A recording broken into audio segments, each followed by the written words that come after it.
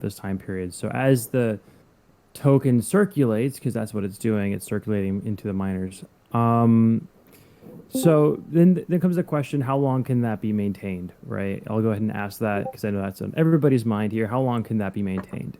And for that, I mean, I have to talk to the business people directly, but we are looking at, as I mentioned yesterday, alternative methodology in the mining platform in order to ensure that the M2 Pro continues to mine on an ongoing rate. I mean, there's a lot of theories that I could bring up on how this could happen.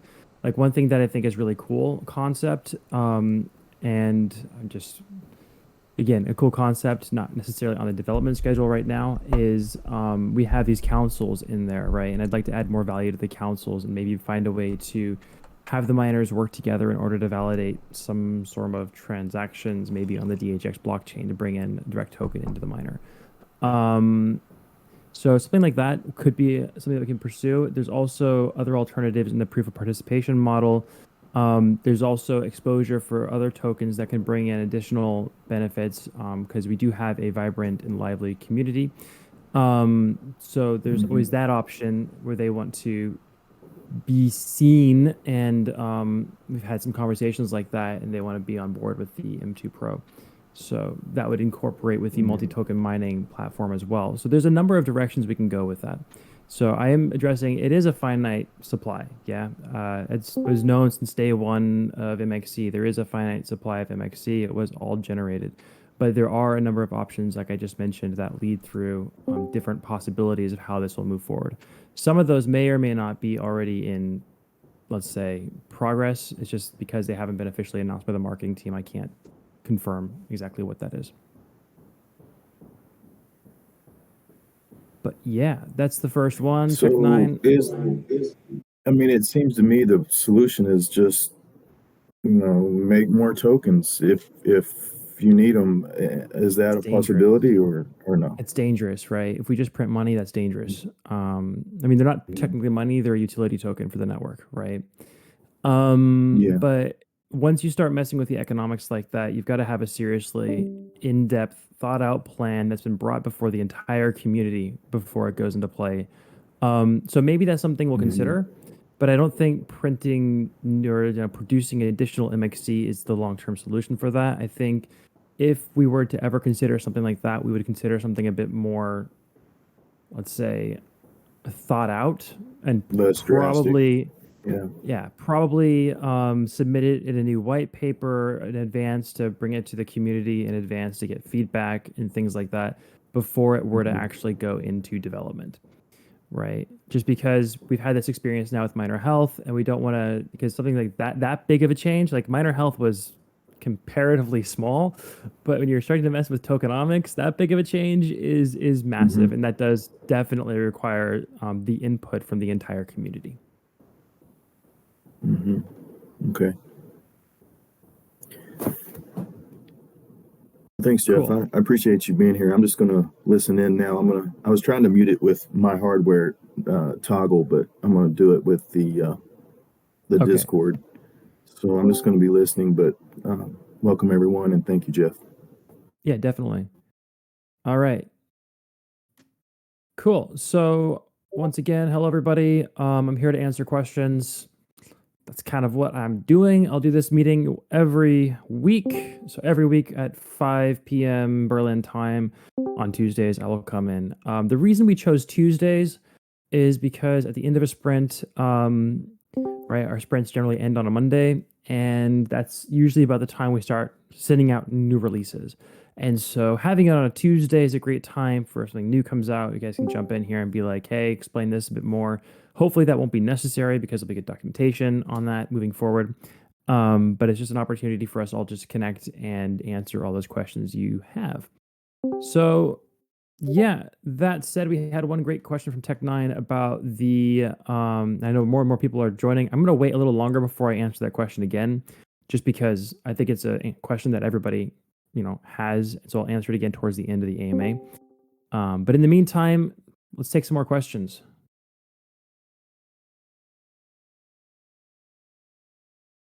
Hey Jeff, this is Paul. I have two questions for you. Go for it. All right, so the first one you mentioned about sprints ending on Monday. I don't know what methodology you guys use. If you're like agile based that you do some type of quarterly planning, but is there any way based on like a roadmap to say with upcoming features that you're working on that there's more transparency of like what's in the pipeline versus just looking at the white paper or hearing stuff kind of after the fact? Heck yeah. It's a big switch because what's happened in the past. See, I took over this team. I forgot. And in November, I think it was a year and a half ago, 2 years ago. And at that point, I moved everybody over to Jira, and we started doing. I'm going to call it semi sprints or semi scrum because it takes a lot of buy-in, and we're still working on that to really adopt agile. I mean, we adopt Scrum. I'll say that adopt Scrum. And so yeah, when it comes to moving again to an entirely new system that's a bit more transparent, I do want to do that, but my goal is to do that with a future update that I want to do. And I want to, like I mentioned in my last conversations, I really want to revisit the entire functionality of mining in depth and relook at that, look at the design and analyze that, and then bring it all into GitHub and then put everything there as issues and everything like that so that it's completely transparent what we're working on. Like I also mentioned, this kind of stuff takes time. There's a lot of review that has to be done in the code in order to make that possible. And there's some changes like, yeah, just to make sure that there's some developer didn't commit something on accident because that does happen. So all that has to be reviewed again. And then at that point, I do want to make this a bit more transparent and bring the code base to the public. Solid answer. Appreciate it. The second Yep. question was regarding not necessarily the fuel, but the new kind of metrics that I know we're seeing uptime right now. In my situation, I have gig internet, everything is hardwired, never had outages. And I noticed Yep. that my uptime is hovering, it keeps going down and it's at about 98% now. So just curious if there's anything we'll be able to see other than just kind of trusting what we see, as well as with the other metrics example, like altitude. If I'm in a residential area and I'm on, say, a 3 flat and I have it at the top versus someone who's downtown that's maybe on the 20th story of Yeah. how do we compare against each other to know like you're kind of doing your best on your end to try to hit every metric at 100% as it gets rolled out, and like will there be definitions or ways to actually see how those numbers translate of like I don't know, I guess things I could control on my end to try to make sure I'm doing. Okay, so we'll start with uptime. There is a known issue with uptime where it's not showing the summary correctly. There's a bit of math that was a little bit off in that, and that needs to be updated. That has actually been ready. It's ready to go out. I just don't like releasing a hot fix unless it's seriously like causing damage to the mining until I have more stuff in there because it has to go through the entire OS review and all that fun stuff. But with that, if you're seeing this problem specifically on the miner and not in the summary, right? So if you go into the miner itself and you look at that, and if that is lower than 100% and you're not sure why, reach out to me. You can also look at the logs on the miner. I believe there's a way for you to download them directly in the miner UI. I'll double check on that, and then you can actually look at the signal logs and see why it's saying it's not online during that period of time. Or we can help you with that, or I can write a tutorial on how to do that. Like there's a lot of options. Let me write that last part down. Actually, write a tutorial on how to check miner logs. That sounds like a good Okay. thing. Yeah, my individual ones are all in the 99% plus, and sometimes they're at 100. So I guess I'm just curious of why it kind of craps out at random times if the internet is stable and there aren't issues of like, is there anything I need to do on my end? Because I figured when you're hardwiring with Ethernet, you have less than dealing with, Wi-Fi. Oh, definitely. Ethernet should be completely stable, and that's why I would need to actually look at the specific log on your miner in order to see why that's happening. Because there is a grace period built into the system so that if you're not getting a signal for a period of time, that's understandable. Maybe the internet, had an issue, or like that was like a few seconds, and that just that check-in missed, wasn't made, and so there is that grace period built in. But if you're experiencing something like that, don't hesitate just to ask. Reach out to me. I might take a little bit of time getting back to you.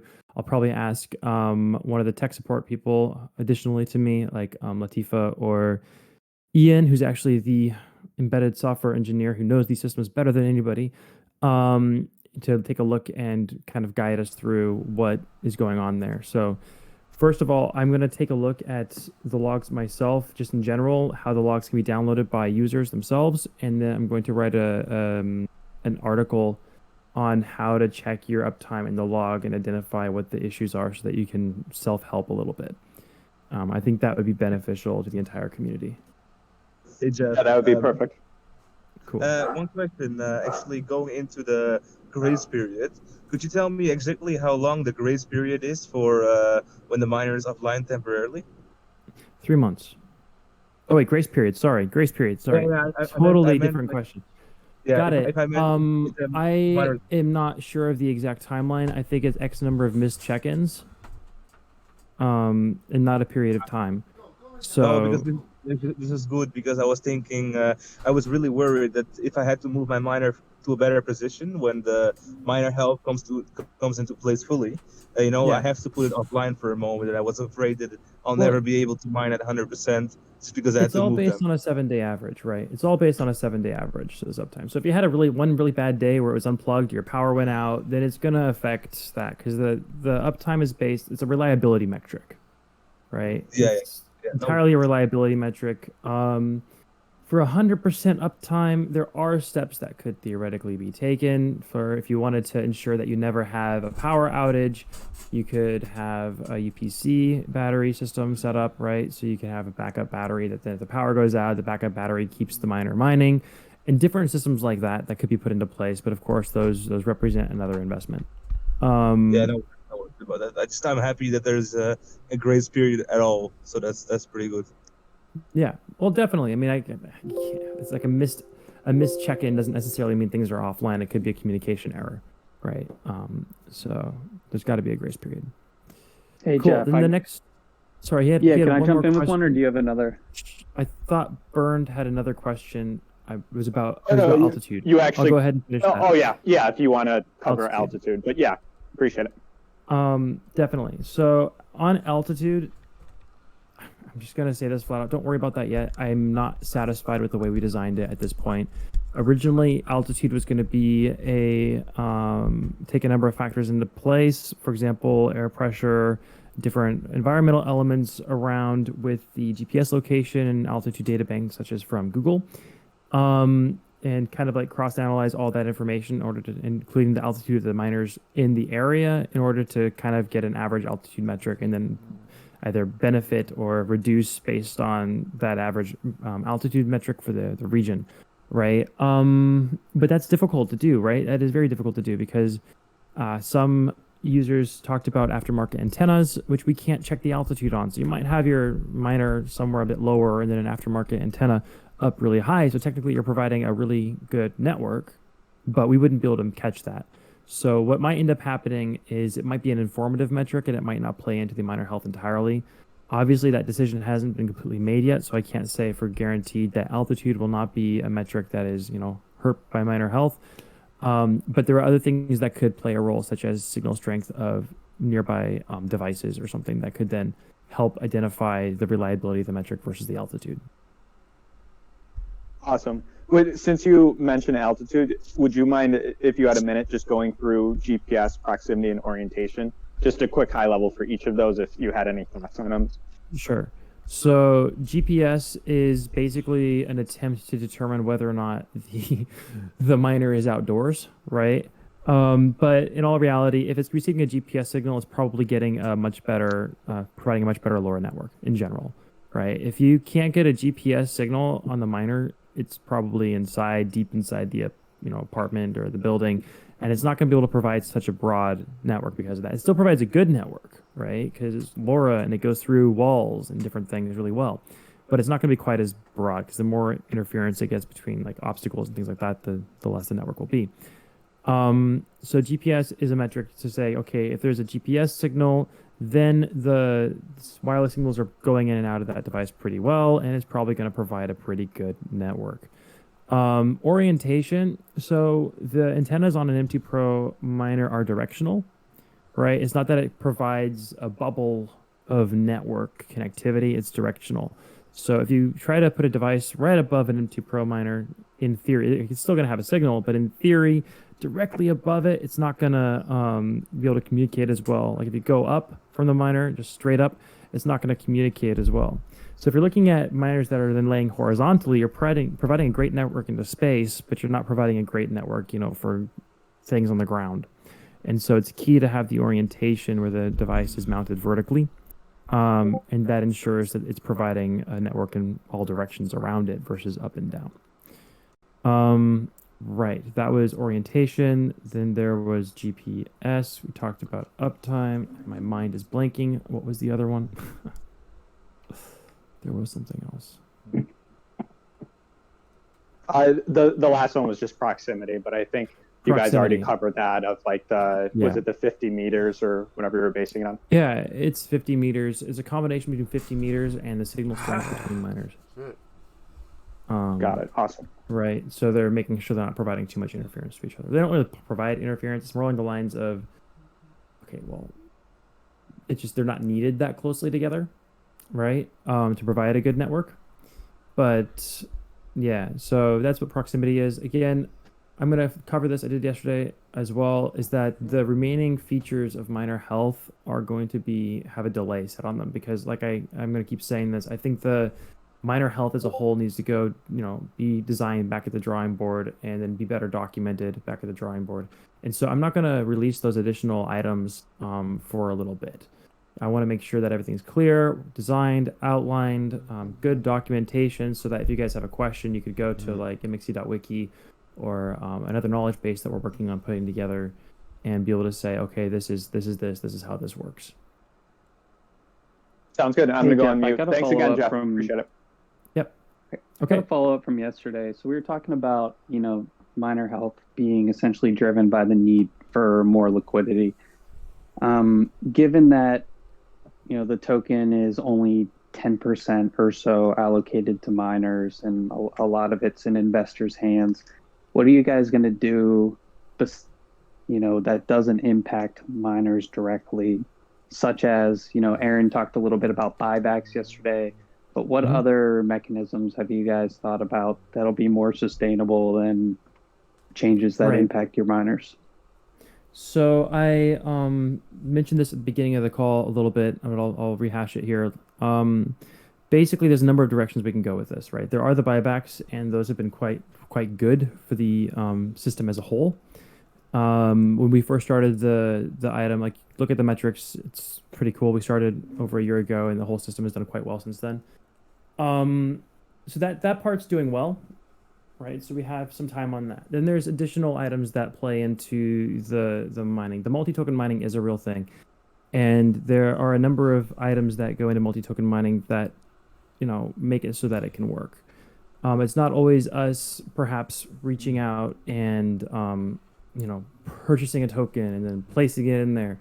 Sometimes people want to get exposure or something and they reach out to us and know that we have a massive community and then work on that and want to get in front of people, and so they talk with us. So there's that opportunity there as well. Then there's the opportunity of the whole system. Like somebody mentioned, are we going to generate more MXC? That is not is not the plan, but if something like that were to ever happen, where we're like, okay, we've got to really rethink the whole system. If that were to ever happen, it would be done massively differently than what you've experienced with the miner health release. There would be proposals done. There would be an update to the whole white paper and how the whole ecosystem would function. It would be brought before the community. People would be able to work on it, vote on it. I mean, there's these governance NFTs. I don't know. It's really all this stuff coming into place so that the community has more input on how the decision process goes moving forward. So there's a lot of opportunities with that. The buybacks are functioning quite well. And like I said, there are other avenues in order to bring multi-token mining to the M2 Pro. And that is one of the key directions we're going in. And then also, I mean, not that I'm saying we're doing this, but there's also the consideration of implementing a different structure for the mining system.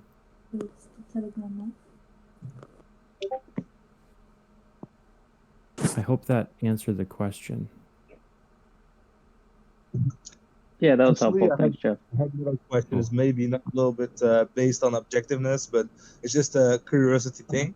I was wondering, Jeff, what do you think the token target is for MXC? Where do you see the coin going in the next year and future? I'm not gonna, I can't I would But love to I see know you amazing cannot things for answer. all of us, right? Yeah. And that's I mean that's the thing, right? I would love to see amazing things for everybody in the community. I honestly, personally, I know everyone's gonna hate me saying this. I don't focus entirely on the token price. I'm really focused on the tech, um, and making sure that works. And obviously, I could probably hand over QA to somebody else, and I should have. Now, our QA was unavailable leading up to this, and so I tried my hand at it, and I'm just not that good at it. But that said, I'm not going to say a predictive number because predictive numbers, if I, no matter what I say to that statement, it's either you're promising that the token's going to go up, or you didn't meet that target, or I mean, I can dream big, right? But at the end of the day, it does what it does, and a lot of what the token does is reliant on to the community. But we haven't reached our all-time high, right? What is an all-time high? People thought, I mean, in theory, there's people that thought Bitcoin met its all-time high back in 2016, and then suddenly, oh my gosh, it went higher. And then people are like, oh yeah, the all-time high is gonna be 300,000 or whatever. Like I can't No worries. say what an all-time I'm- high would be. I could say like this is what I can say.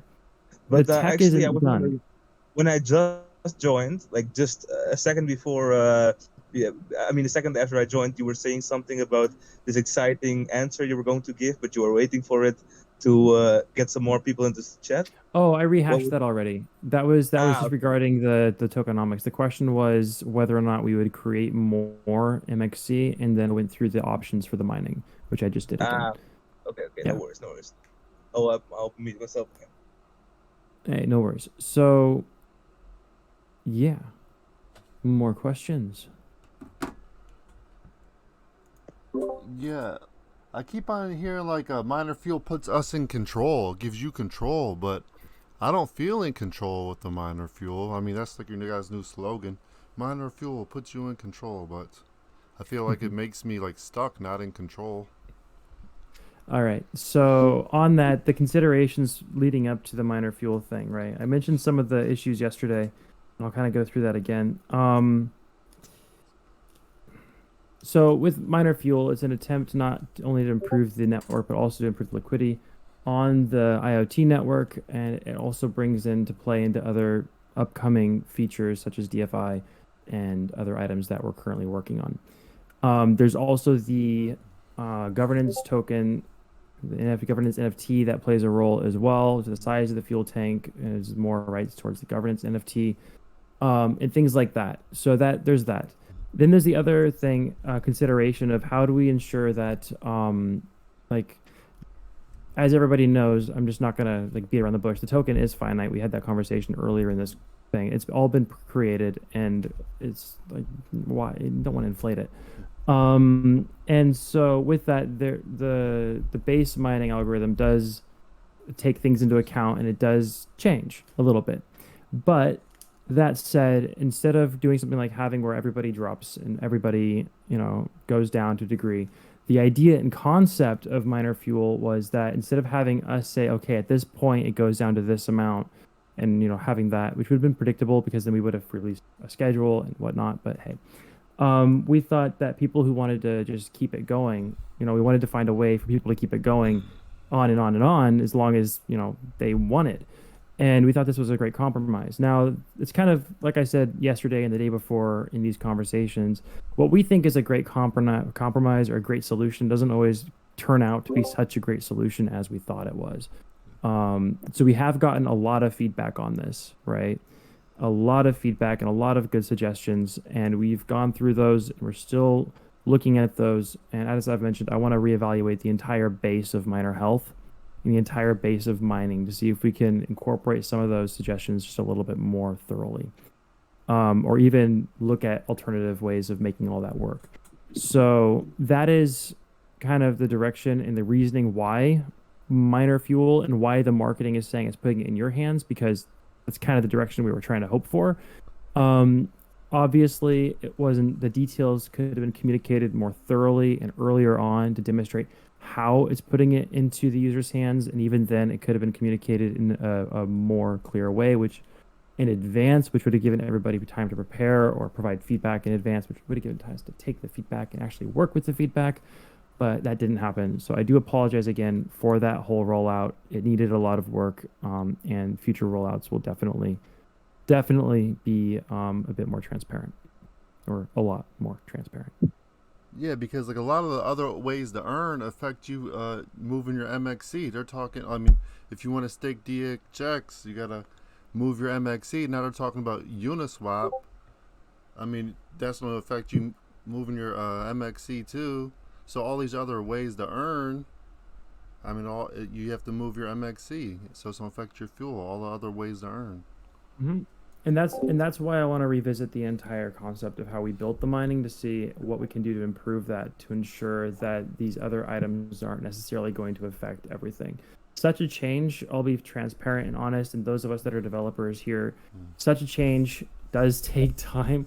It's not going to be an overnight fix. There is no overnight fix for everything, especially if you're trying to do it the right way, well designed, well documented, and really bringing it to the community before we actually build it in its entirety. So I can't say tomorrow it's going to be great, or next week it's going to be done, or next month it's going to be done, right? It will take some time. In the meantime, we are looking at different ways we can incorporate some of the suggestions to make it easier to keep the token inside of the app, but perhaps still playing a role with fuel. Again, we're reviewing those suggestions. I can't promise whether or not they'll be built in at this time, because that decision-making process hasn't happened yet or passed through to me. But it is something we are looking into. What becomes really questionable, you can say, is the fact that from the beginning, and we all know this till now, it was never changed. This is proof of participation. We're supposed to be participating, and Yeah. I'm good with this and everything you guys have done. Like, I love fuel, I love whatever you guys did, but there's certain people that I've made invest in this and get miners Yeah. and this and that. And the question I always get told is, which company says that they're it's part of participation, but then you get penalized even in the smallest way. If you mine DHX, you want to stack, you're getting penalized. That it's 1%, 0.5%. It bothers a lot of people that we're supposed to be participating. So I would expect to get more money now and fuel not go down, because I am participating, which means the money is not leaving the app. But if the money were to leave the app, then I would be losing fuel. But if people are mining DHX, like myself, stacking MXC, being part of the Uniswap liquidity that's going to be coming out, joining Bitcoin mining, like, I find that that's participating. Therefore, I wouldn't want to lose fuel because of that. And that's the feedback that has come through, right? And that's the feedback that's come through, and that's exactly what I'm thinking about. Yeah, I talked to him yesterday, and he was kind of very open and honest in it, and he was saying that he really wants to revisit this part. Obviously, he can't prove anything, so don't. I'm not making any promises. He wasn't making any either, but I would like to say that I made this comment in the official MXC Telegram of that there's a revisiting of locking DHX, that it becomes an option again without being punished for it. And there was a ton of positive feedback. So I think that also, let's say, nobody, unless for the people that really expected, free money, most miners, they really are okay with the whole mining fuel thing. But if there's a way to make locking DHX not possible without being punished for it, I think this will release a lot of pain that the mining fuel has created. My problem is when I have to tell people, because I make a lot of money mining DHX, and I want to tell people this because every time I tell people this, they start saying like, well, that's because you mined DHX before this all started. Well, now if I mine DHX, now I'm gonna lose money. I'm gonna lose fuel. So what's the point of mining DHX? You did it before. So I always keep quiet now, and I don't talk too much about DHX. I'm like, the minute I mention DHX, the first thing people are going to start saying is, well, why you started mining it before the miner fuel came out. Now, if I mine it, I'm going to get penalized like 20% of fuel or 10% of fuel. So it becomes a problem because people really do want to mine DHX. And I Yeah. think that people's goal isn't to like withdraw the money and always sell it every week, but to invest it in other things. And I feel like that's why I was noticing people were getting really mad, not because of the fuel aspect of it, but because it affects DHX and MXC. Because a lot of people kept writing in the chat like, "Well, there goes my plans of mining DHX." Well, I wanted to mine DHX and now I can't, and everyone kept panicking and going crazy because of that. And look at the DHX price reaction since I the know. Oh, announcement. Jesus, don't. My heart is hurting when I see this. Well, I just Yeah, hate But not that's too much. the fuel Not altogether. too much. 'Cause I hate the fuel I don't, idea. The whole. if you think about it, I bought DHX at $24. When we dropped, it went back to 40. We're at 30 now, but it did go back to 40. Not only did I double my money with DHX, but I doubled my money when I bought MXC at 2 cents as well. I'm like, people have to think about not only, yes, I'm mining. Okay, the mining is always going to bring you money. You'll always have money with the mining. But if you trust the company and you believe in the company and the project, the more MXC you buy, like let's say I buy like I have 100,000 MXC right now. It hits 10 cents, I make $5,000. If I buy 550,000 MXC at 10 cents, I'll make like 20, 30 grand. I'm like like the more MXC you keep buying, the more it goes up, the more you make money. People keep getting stuck on this mining aspect of it, but I'm like, I've bought MXC to do everything. Uniswap when it comes out, DHX, stacking. I'm like, that I have to open a second account at this point to just do stacking by itself. I'm like, like that's exactly what I'm gonna do. But I'm 100% invested in MXC. I believe in what they're doing and what they're getting done. I get that the fuel aspect of it is a little bit confusing, but it just goes to show that after everyone that complained about this and spoke to them, they got something working and getting done yesterday. Like they posted the news yesterday. Well, How it's going to be changing a bit. Like Yeah. there you go. Like they heard us. They listened to us. So it takes time to do these kind of things. Like because they have a vision in mind, and here we are trying to come in and like turn that vision around a bit. Well, Like and then I'm gonna play but devil's yeah, advocate moving on it from that, right? 58 to 50 Um, is not really changing it. It wasn't 58, by the way. That was a miscommunication, and I apologize that happened on a number of levels. It was originally 90%, and then it moved down to 50. So the 58 was unfortunate that was stated. It was incorrect.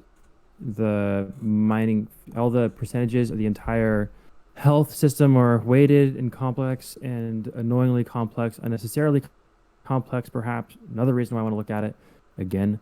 But the original effect of fuel was a 90% effect. So if you had removed all of the fuel, would have been mining at 10%. And so what we did yesterday, and that is now done, is we made it so that when you remove all the fuel, instead of mining at 10%, you're mining at 50%. that's good. Which is a step. And again, it was unfortunate. Like 58 was communicated, that made the change yesterday a little less helpful. But as I said, that is not an end solution, right? That was a quick, we need to help the community, they're bleeding. Get something done now solution. And so that's what we did. With that, I do see additional changes as necessary to the model. I think we can change that. We can improve on it. Just as I said, these things will take time, and as changes happen, I do plan to be more transparent about those and submit documentation, or at least technical documentation, in a public forum for everybody to take a look at. Also, I think you should. I mean, it's a little bit easy to say and a little bit harder to actually implement.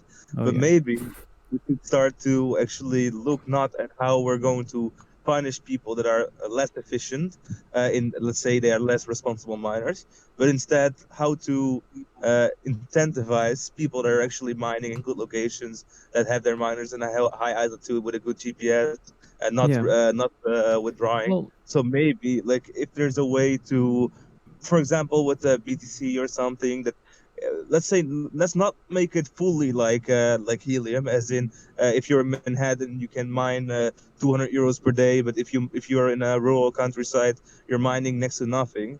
Not like that, but it could be a little bit more like I don't know, like $4 at the least and 16 at the max. So it's really a big incentivization to keep and hodl and to be in a good location. Well, I mean, what we did with the original algorithm for the original miners is you set things up in a way that is like that. And then eventually, like the whole plan wasn't always to have it at that exact base rate. In fact, we've never said what the base rate would be. We've been very careful not to, because that's not something that can be promised like full time. But with that said, the reason we did the, conversation or the fuel like we did is because we don't want to change the base rate, right? We don't want to have to modify that. So with that, is why, again, the marketing for the fuel update was we're putting the power in your hands, which then didn't come across correct as well.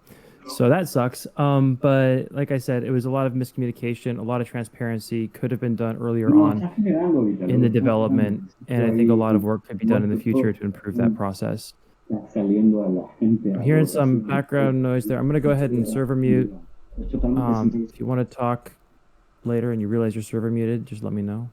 Yeah, also, Jeff, I wanted to, this is off topic right now, but I've watched three YouTube videos from some highly supported channels, and they keep talking about IPFS. They keep talking about another coin that I keep getting told was no longer, like, it was switched for DOT, IPFS, and I keep hearing these guys keep mentioning to like a lot of viewers that we're going to be mining at IPFS. Is there going to be like a way to like clarify that we're not going to be mining it, so that people don't start getting mad afterwards when we don't, or they find out that we're not? Okay, I will have a conversation with marketing to see if we can make a statement on that. Yeah, because I saw some channels that were talking about it, and I'm like, Jesus, I'm like, 50,000, 80,000 people are going to watch that. And I'm like, that's not good, because they're going to come back in the chat and then start crying and saying, why are we not mining this right now? Why are we not mining? I'm like, it just brings a headache that's not needed right now. I'm like, it becomes a little bit much. But yeah, that's it. That's all I wanted to say. It was a little bit off topic. Sorry for that. Topic is whatever you guys want to talk about, right? So yeah, I was a little bit worried for that. I was like, because I see a lot of people watching it, and then I went to the next video, and then he mentioned it also, because they keep going to the, I think it's like something that you download on the MXC website, and then it opens like 4 or 5 pages. So I think that this is from the start, like from the beginning when you guys first opened MXC, and they downloaded it from that. So they keep going to that one page. And even Tech Hustler yesterday, he tried making a video talking about this miner. He gave all good information. I really liked what he had to say about it. And then right at the end, when he mentioned IPFS, and I'm like, oh no, not another guy. I'm like, everyone keeps talking about this. I'm like, shit. I'm like, if only they knew that this was changed for DOT, which is better, which is 16 times better. I'm like, I'd rather mine DOT than mine IPFS. I don't even know what IPFS is. Mm-hmm. Okay. Cool. I'll pass that forward. I should write these things down more often when I say I'll pass that forward. Remove IPFS. Yeah, I laugh every time I see it. I'm like, shit, they're still talking about it. I'm like, if only they were told that it's not going to be that way. But yeah, I'm really behind MXC. I really like what you guys did with the fuel aspect. I'm here for the long term. So yeah, I get that it bothered. This is why I'm a little bit in the middle when I say that, when I tell people to mine DHX, and they start saying, yeah, but you got lucky that you got to do it before. And I'm like, what do you want me to say to that? Like, I don't know what to say to that. Well, I'm like, probably they'll be saying this to their colleagues. They're going to say, oh, but you're lucky that you got in earlier. It's always a game. If I could buy Bitcoin now in 2017, I would have done it, So yeah, there's always going to be that person that says, oh, but you got in earlier. Yeah, but there's still plenty of room to be early adapter. All right. So I love what you guys are saying, but I do want to give more time for some questions. Yes, I know there's some people out there with some serious doubts, and I want to make sure we address those. I got a few questions. I ordered 5, 6 miners, Yep. I actually received 4 of them just 2 days ago, and I place them every single house. Like it's different houses separated miles away. So I'm a total believer in the system, and I'm here for the long run. But again, it should have been more transparency. I acknowledge that. And at the same time, I feel like there is some other solutions for the fuel thing.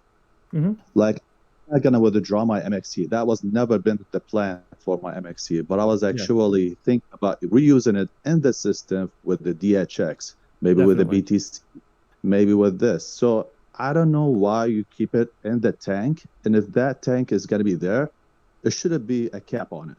Maybe 10,000, maybe 20,000, maybe 100,000. It doesn't matter. Just put a cap on it. So we can use the left to reinvest it in a system, and you can penalize us for like fees, withdrawal, whatever stuff like that. But penalize it with like 50% or even more. That's outrageous. And not allowing us to like reinvest it, I don't get it. Like my plan, it was always like, I actually even bought DHX. I bought 60 DHXs. And right now they are with no MXCs because I'm waiting on to see what's going on with the MXC because the price is high. I don't know if it's actually going to drop with the news right now because everybody's refunding. So probably the whole system would collapse and I'm going to lose my money, which I invested over 20,000 right now. Mm-hmm. So my thing is like, you guys should reconsider about reinvesting in a system, maybe with DHX, maybe with like MXC staking, maybe with like a BTC or whatever. As long as it's within the same app, it should be reconsidered. Like it's still within the fuel. And that is definitely a suggestion I've heard multiple times, and that's exactly what I'm taking to the product team. I keep calling it product team. Decision makers. I'll say that. And currently I'm working with one of the other developers to see what it would take in order to accomplish that task so that when we present it, it is a cohesive presentation of what it takes on the full scale of all sides of everything. So it is a good suggestion. Yes, Yeah, I I was second actually the about fuel using tank my capping. DHX. Yeah, I was thinking even about using my DHX bonding. For example, let's say I use the DHX to give me my revenue.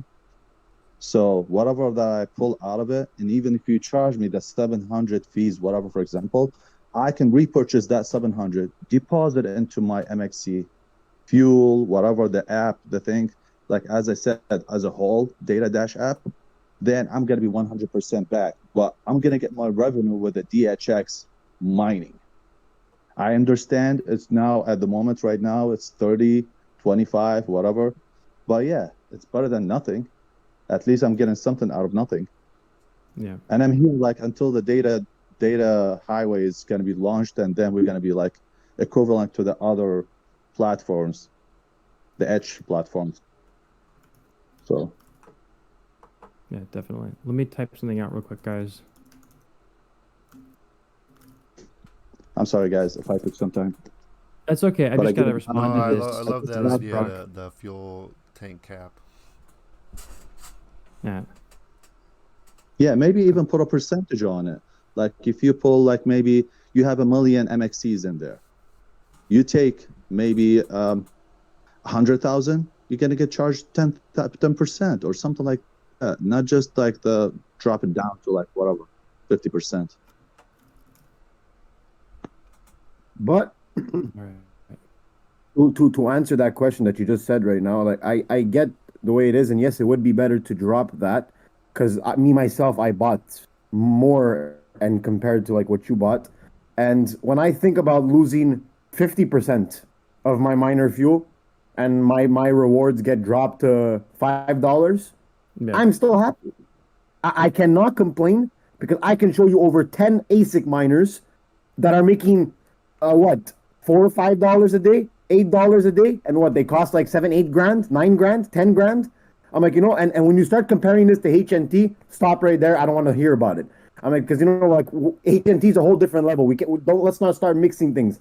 I'm like, but when you start comparing an actual other miner that mines $5 and you go ask yourself, what does that miner cost that's making $5? It costs 10 grand, 9 grand to make $5. And the next year, if hashing power is not good enough, well, guess what? You have to buy another new machine now. And that machine, you're not going to sell it to someone else because them too, they want a new machine because it doesn't make profit anymore.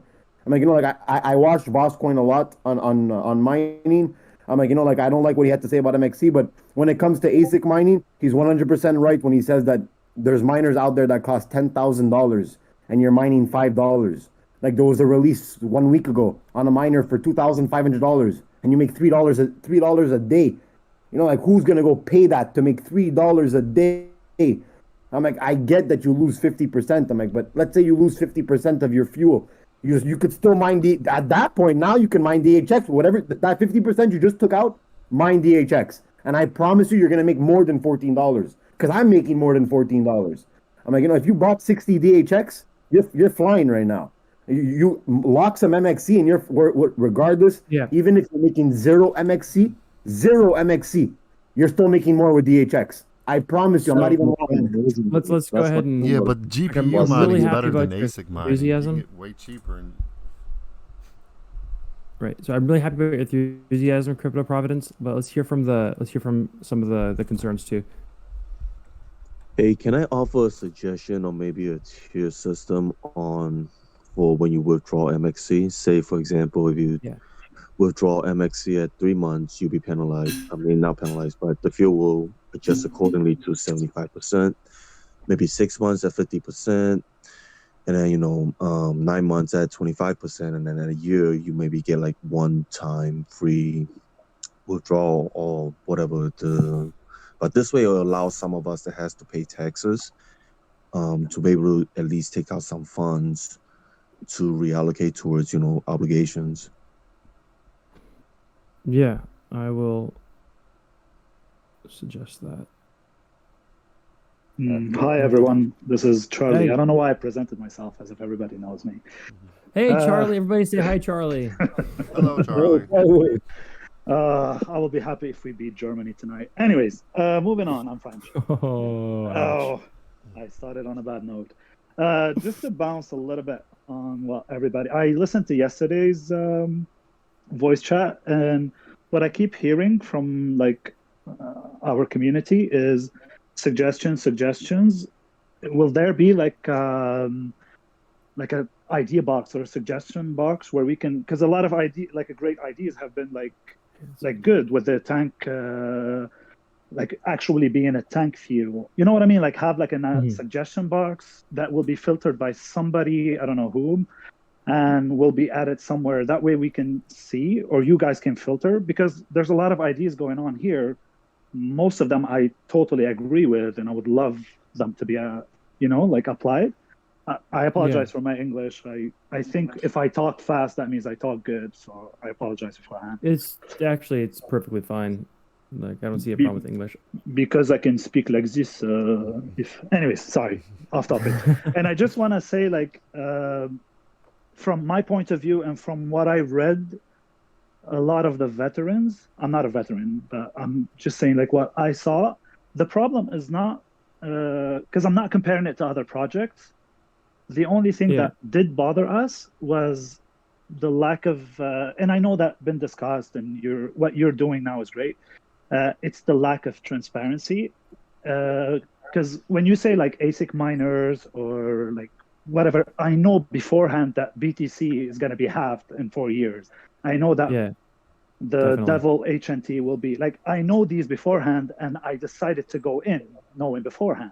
And I will deal with the new update.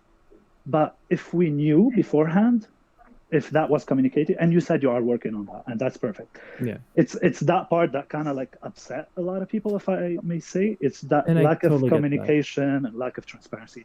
And just, I'm not kissing any butts, but I'm just saying because I wrote it somewhere, what you're doing or what you did yesterday.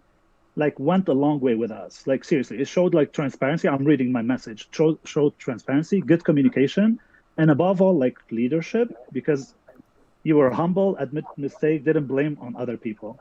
Just wanted to say that. For me, my trust was shaken with that update, I'm a sensible flower.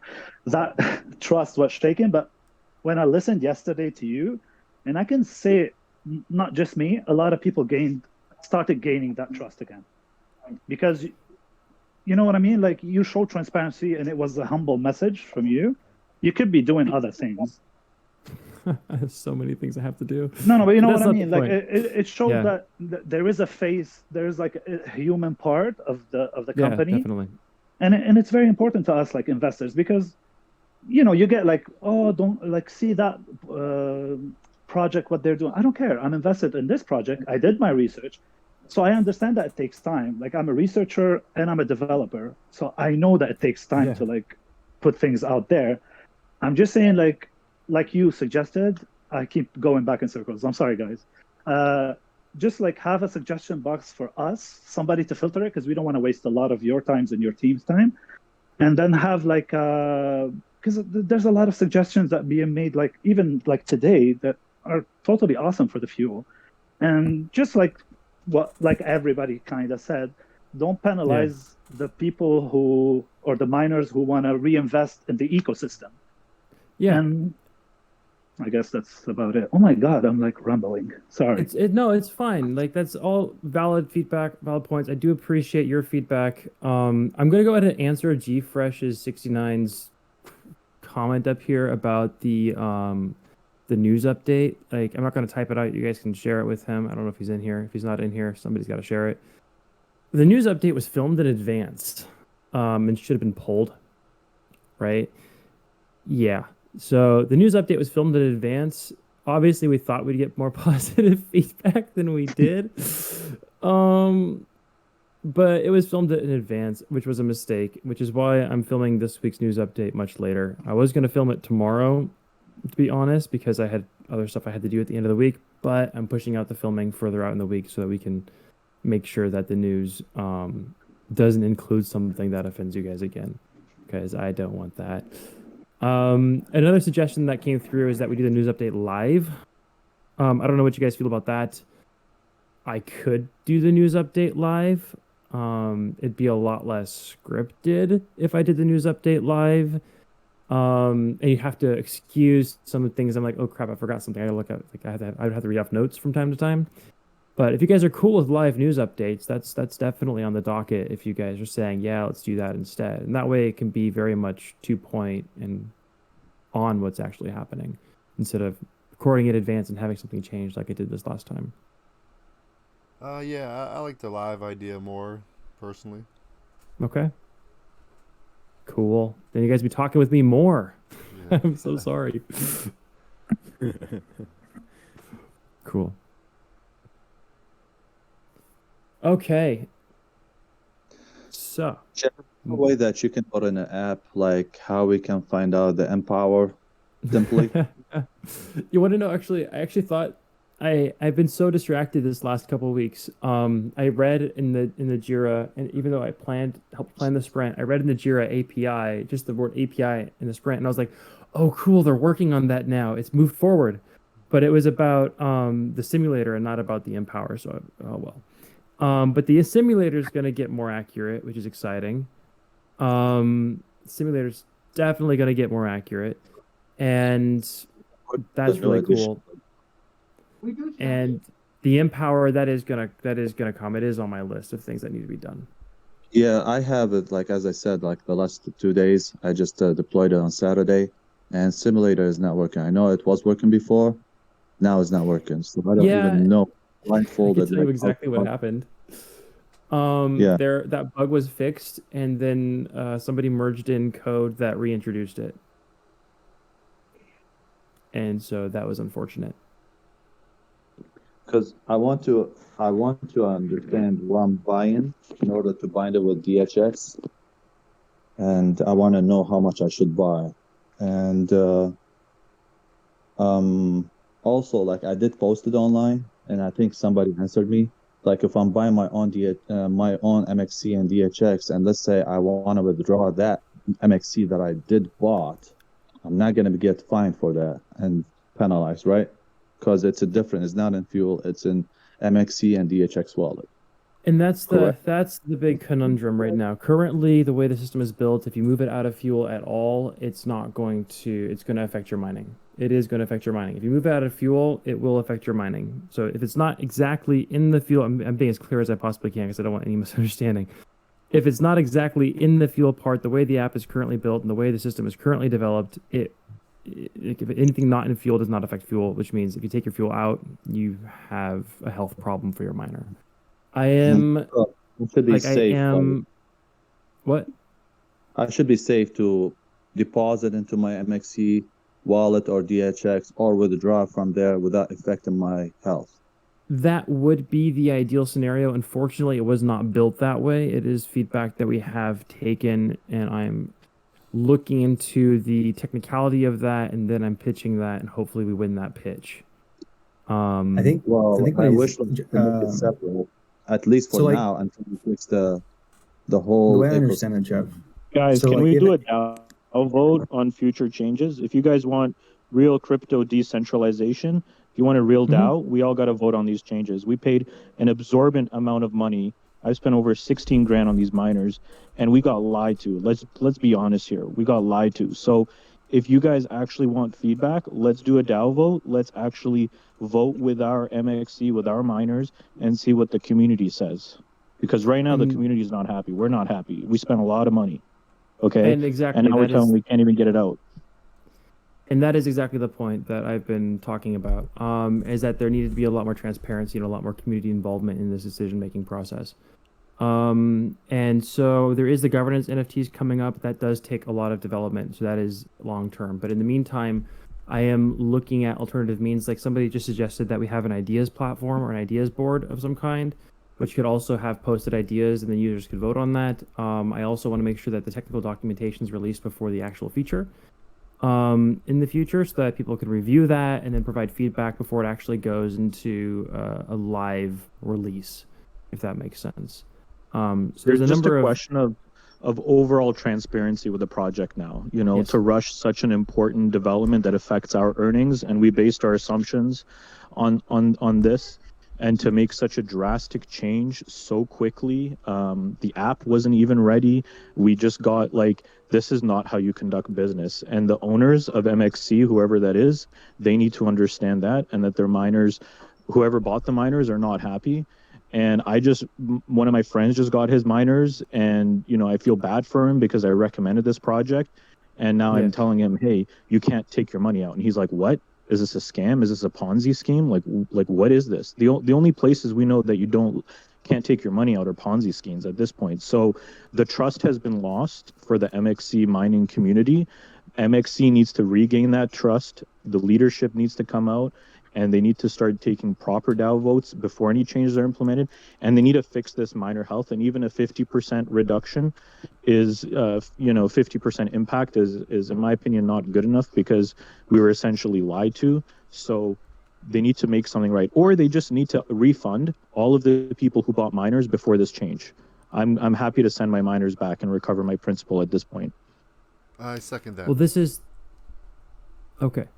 So this is what I can do, and this is what I am doing. I am taking this feedback. I am building up the whole system the way you guys are saying it should be built, and I'm pitching it hard, right? Because I am on board. I think these are good decisions. I think it is I think there was a lot more transparency that had to be built up to this. The miner health item has actually been designed since January.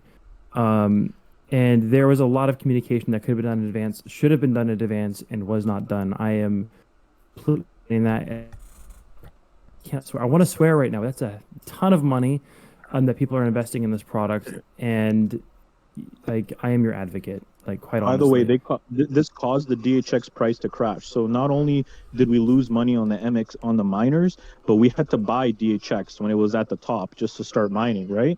And then on top of which we've been mining, we're losing money mining DHX, and this directly caused the price of DHX to crash, further losing our principal investment. So they need to fix that too. Like, why would anybody lock their MXC to mine DHX if they're going to make less money? Like the actual idea wasn't thought out well enough, and it just seems like a way Well, to protect I'll their I'll money. I'll stop you right And there, G Fresh, because once DHX does get into the swing of things, once it gets further in development, it's still very new.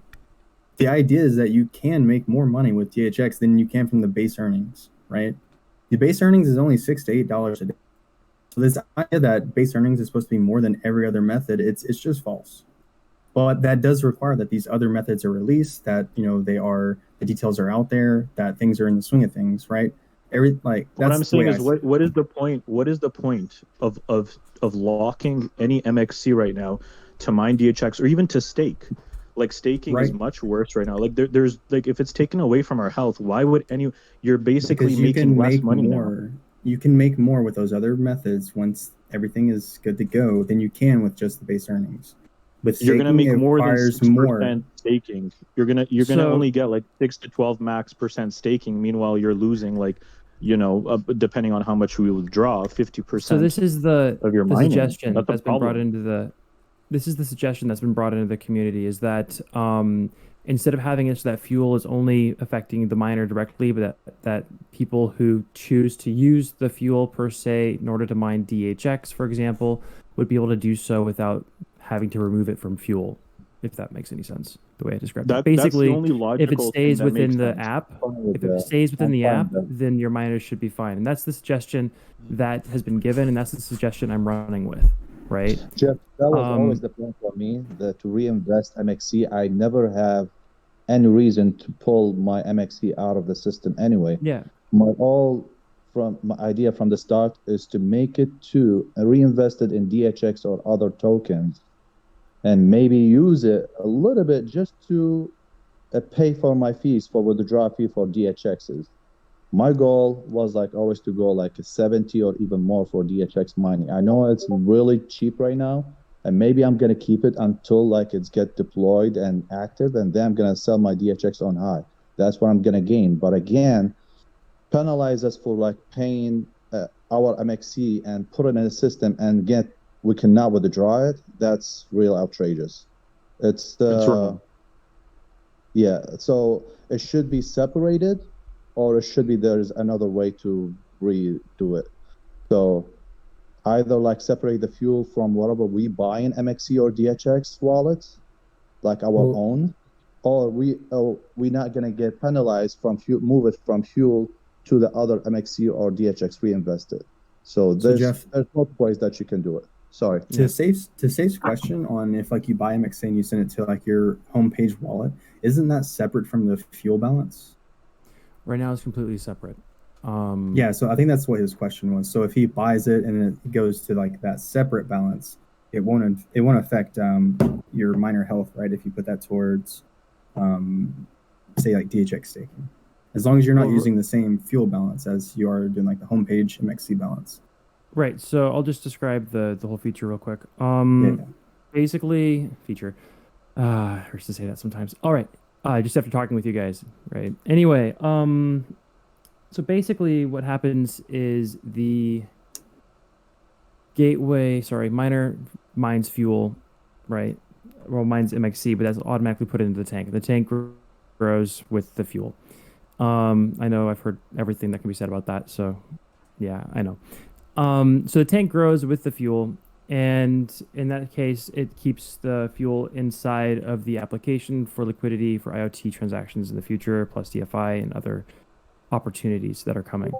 So that's the thing, is that the miner mines, if it's kept in fuel in the app, then the miner functions at 100% peak efficiency. If it's removed from fuel in the app, then the miner decreases efficiency. So if it's not in the fuel in the app, the miner decreases efficiency. So that is what it is, right? So that's just the way the fuel functions. So it's not going to change. Like if I deposit my own MXC, I can withdraw it at any time. Exactly. The app still functions as a wallet, right? The app still functions as a wallet for you to invest these different opportunities within the app. You could technically, even though this won't give you any benefit, you could technically even add more fuel than is even required, but that won't benefit you at all at this point. So that is something else that's technically possible. But if you wanted to add more MXC to the app and then put it into DHX or put it into staking, you could remove that anytime you want to. The only thing you need to keep into fuel is the balance that the miner has created up to this point. The problem was with that, it's going to restrict me from compounding DHX. And Like, for that's example, exactly. I have to build my own MXC every time I want to get more reinvested in DHX. And that's exactly what everybody's been saying, right? Yeah, that's the main issue. Yeah. Well, and I'm hearing that over and over again. There's a couple of main issues. The number one main issue is that we're getting penalized for locking or staking MXC, which doesn't make any sense because we're adding and providing liquidity to the MXC coin and holding it. And another thing that doesn't make sense is the fuel is not capped.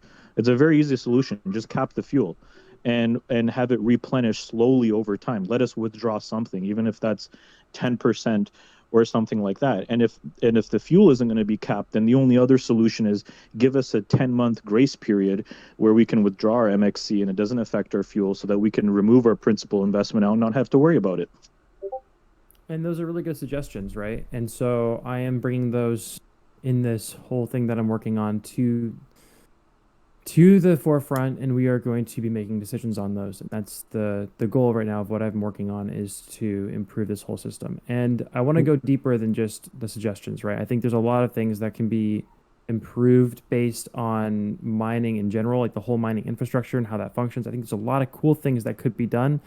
And I think we need to do those things. But to do that, before we do any changes, like before we make any additional changes, I want to make sure we query the community and those that have invested in the project or in the miner before we actually make additional changes like that. It needs to be done in a transparent way. And that's just the way it has to be done. This is as well. Exactly. We should vote. We should vote on it. This is as much as we don't want to say this is people's, it is finance, it is people's money that people are going into this. It is a big investment for a lot of people. I'll be honest, even I bought a bunch of DHX at peak, right? So I'm feeling some of that pain too, of that all just going down. I had big dreams. I had conversations with my wife about it, and it's going to be the coolest thing ever. And this comes out, and then it's like, oh. And then I have that conversation again with my wife about, Jeff, why you said this was like that? We're going to build you this next year. Why can't we do that? It was like, well, but aren't you part of that company? Yeah. Yeah. So I get it. Like, I'm feeling it. I got the pressure here too, especially on the DHX side of things. I did not pre-mine. I was distracted completely and never pre-mined, which is insane because I'm part of the project and I could have done that. But I didn't do that, and so I bought all of my bound DHX, and so I do feel some of the pain there. But the DHX is something that we as investors took a risk because we know that the DHX was like additional on top of our $10 to $14. So that was kind of like, okay, I'm willing to throw in a few some more money to try to make more money. But the MXC was like, no, like we kind of got lied to. Let's be honest, we kind of got lied to, because in those telegrams and everywhere else, everyone's reporting, yeah, you know what? Eventually, one day down the line, we'll have a downlink, and then you're going to start transitioning to way the data transfers. But it'll all be additional. This is the other thing. The marketing team has got to go. If they tell me this is your miner, your choice one more time, and then they impose something draconian like this, which just destroys it, like it's honestly like a kick in the teeth. You know what I mean? So. Like the marketing on top of it, every time I watch those videos, like it makes me frustrated, like you're a miner, your choice, here's health, and now if you want to take on money, you're going to get 50% less. Like clearly that's not my choice, you know what I mean? So yeah, the like marketing, the the transparency, not good. Yeah, like the rollout of the miner health, like the miner fuel, was like a 50-second YouTube video saying your M2 miner's like a car. Like if my miner's like a car, where are the wheels? It's so bad. Where's the wheels, Jeff? If my miner's a car, what do you say the wheels are? The antenna as it walks, guys. Just imagine it doesn't that. Even matter. Like there should be a technical, detailed document before any of this came out. Like not these obscure, because it feels like they were doing it on the fly.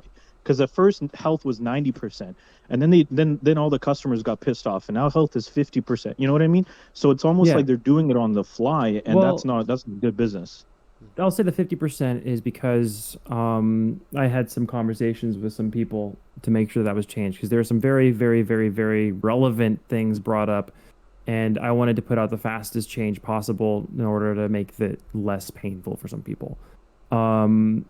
Right, and that's what was able to be achieved within the time period that we had. So got into the office on Monday morning, pitched, got something, ran with it. Right. You're like the only reasonable person, I think, from the MXC Foundation. That's not. I got to talk to the dev team, right? I'm going to talk for the dev team. I've got the most amazing, wonderful development team that I could possibly have hoped for, right? I've spent a lot of time since I started working with the development team. And those of you that have looked at my history, I actually was the communication team at one point for the company, with some other people. Like I used to be a manager on communication here.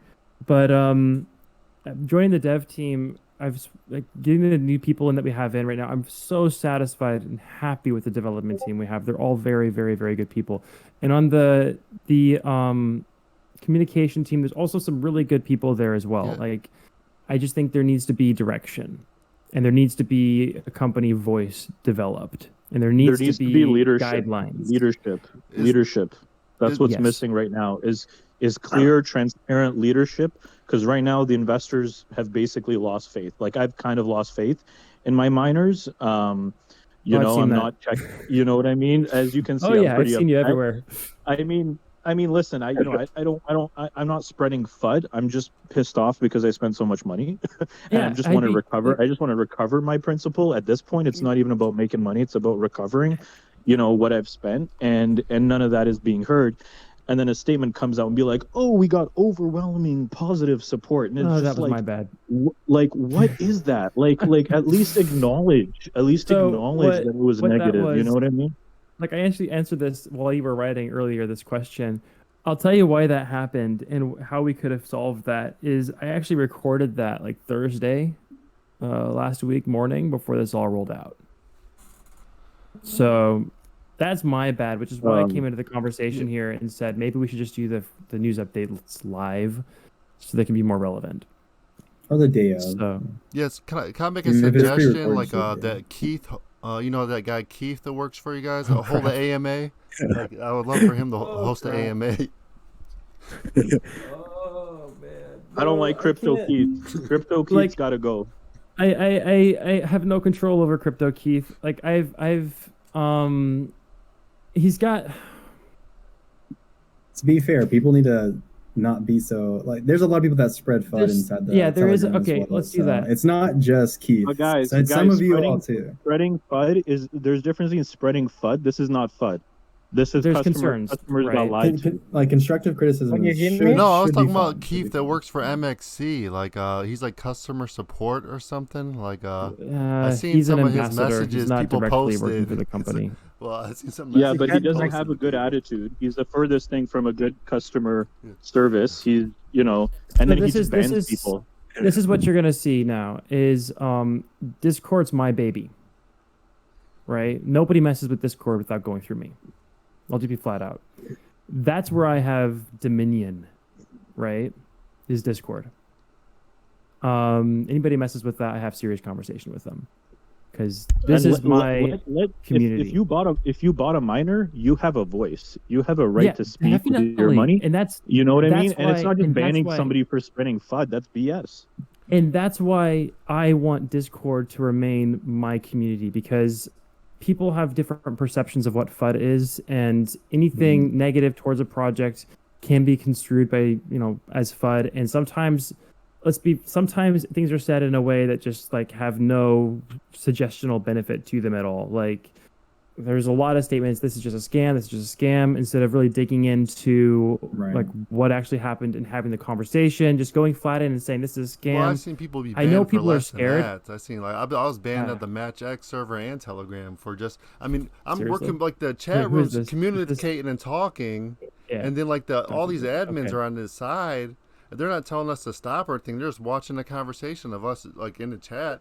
But Yeah. if someone's like getting borderline, you should at least give them a warning saying, all right, can you calm it Right. down a little bit?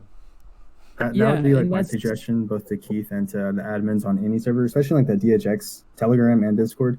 They need to start issuing warnings, and that's Yeah. what I would definitely agree with Okay. Dr. Jokio on that. Like warnings need to be issued, and then so people understand the reason why they're being banned, or like so they can self-moderate them, whatever they're posting. Yeah, and that's something I try to do here. Like I've seen a lot of foul language, and I just tell people, "Hey, Right. change it, watch it out." And I try to censor as little as possible. Sometimes there's no hope, right? There are some people that come in and all they project, and at that point, I usually get like a vote from the people on here. I can't always do that, but I kind of like, "Hey guys, is this?" Like during a conversation, yesterday might have been something was happening, and I asked everybody, should I do something about this? And they said no, leave it, and so I left it. And I think it's our community, right, in the sense of the community's community. And the thing is if we as a company start just dropping you guys from this, it's not going to stop you from talking. You're just going to go talk somewhere else where we can't help, right? And then you come up with conspiracy theories. I can't believe this. Like, if you see stuff like this, guys, just knock these people out. Like, literally, not okay, don't actually do that. Don't cause anybody physical.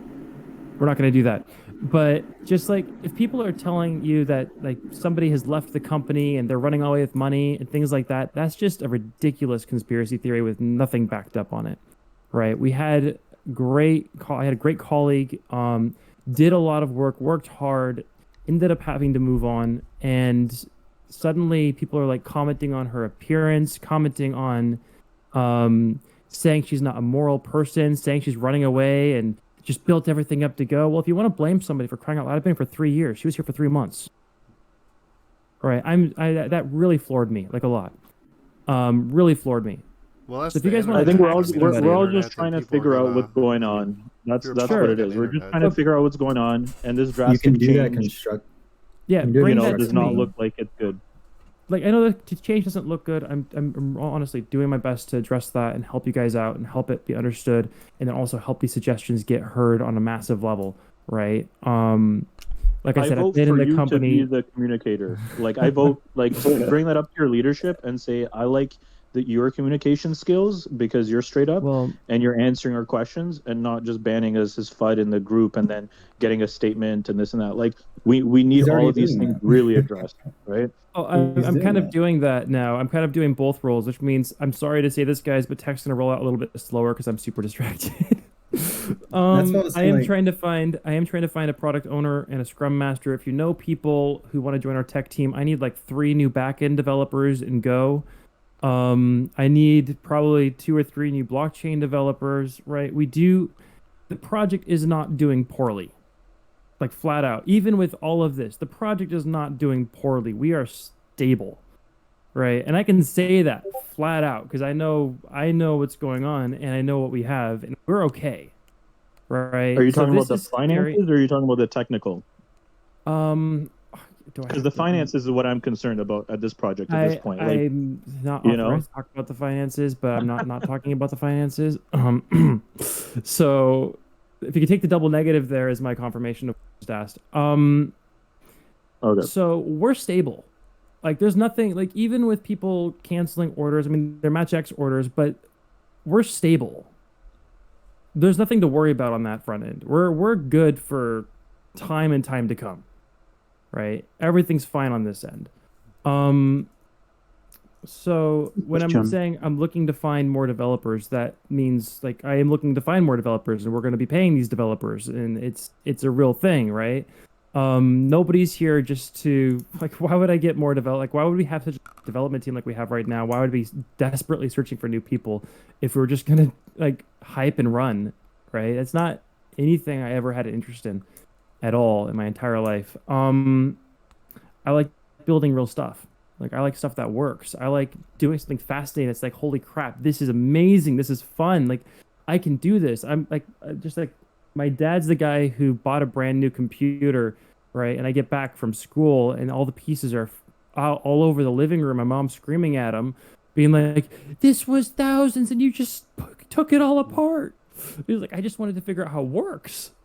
I'm like, that's totally me too. I just want to build fascinating stuff, and I want the stuff to benefit everybody as a whole, right? That's me. I've been a teacher, I've been a dive master. It's all about sharing epic experiences with everybody. That's what drives me. Yeah, And and I think we are appreciative of you. Unfortunately, you're not the leadership, and right now the leadership has been very silent, has been not transparent. So we need leadership to come out here with a transparency, address all of our concerns, and then going forward, make it clear the expectation. Listen, if they told us in the telegram before we bought the miners, hey guys, expect $5 a day, and we're going to implement the health, and then it's just the misalignment of expectation of selling something with a certain return on yeah. investment, and then coming back and changing it very, very quickly, and it just raises a lot of doubt on the So actual company and leadership itself. Not anything against you, you're doing a good job, seems like, but just the leadership well, aspect. so with that, let me ask a question on that. If I were to go into the community tomorrow and say, "Hey guys, how would you feel about going down to a permanent drop to $5 a day?" For everybody who already has the miner, response be like, let's analyze that Well, that well, suggestion. the only Well, fair thing put would down the be price of the everybody miner. can get a refund. I Whoever mean, bought before health can get a refund, and now if you want to put an order, now you can know that you're gonna get whatever permanent $5 a day. The problem was the expectation was not met there. We were told one thing, and now it's been rolled out. So that's what I'm saying. So if you want to do what's really fair, if MXC is not hurting, tell your leadership, refund all of the miners who bought before health, and we'll see where their profits stand. no Yeah, need to refund all the miners. Need to refund 50%. That's it. 50% of the miners, refund them. Like, if you pay 3K for the miner, refund 1,500, and you're gonna make less money, but you pay less. You recover your money earlier, and then you see what's happening. Another thing that it's what it's my point is, I see more profitable for a 2 years period just to buy MXC. Simple as that. Invest the 3K in MXC and wait, since miners won't sell, more likely the price of the token gonna go high. So you're gonna get more returns in the short term, like 1 year, 2 years, just buying MXC and holding. Why people gonna keep buying the miner, increasing the network size? There is no reason to do that. yeah. Yeah, This Well, is that's there a is like a very a good reason to point. increase the network size. There is a network because you need the network in order to get the data highway. You need the network to actually get coverage. So I am actually with the minor health to have the altitude and everything because you need coverage in order people to actually trust that coverage. So a lot of people, I understand MXC point like that. People who actually were buying it just to get the $10, $14, they abuse the system. If they want to do the refund, they're not thinking about They were helping the told they could community at abuse the budget. system, though. That's a different story. They were told they could stack miners. They were told, you could put it in a basement and do whatever you want with it. Not saying that's the right thing to do, but they were told you do what you like with it, you'll still get your $10 to $14, and that's Yeah, not happening anymore. That was the transparency too. yeah, I got Like, 4 in my office now. I got 4 because I said I could get more than one. Otherwise, I would have just been like helium and only gotten one per Well, location. this is the thing, is that because of that and because of that communication, I'm holding back the other health items until we can more analyze how this cannot affect people who have been promised different things. Honestly, Jeff, like I think like you all should try to get those factors out as soon as possible so people can start trying to best situate their miner. And I kind of Well, I agree, want to like get the let people information out, that right? I right, want to right. get the Well, information out, but I don't want it to right. affect people right away. Well, I mean, we still have the grace period that we But still we're everyone better that pulling the band-aid off and knowing right away than finding out later down the line after more people have bought and more people will be pissed off. yeah. Well, minor like health isn't like these fiat factors aren't technically going away, right? These are things that help improve the network, but I think how they're being deployed and how they're designed and built can be improved on, and definitely how they're communicating, right? right. For along the lines of proximity, yeah, proximity is tricky because the reason proximity exists is we're like 1 or 2, cool, 3 or 4, cool, 5 or 6, cool. We have farms in China. You won't Yeah, no. believe the quantity that actually got done, and it's like, okay, we've got to do something.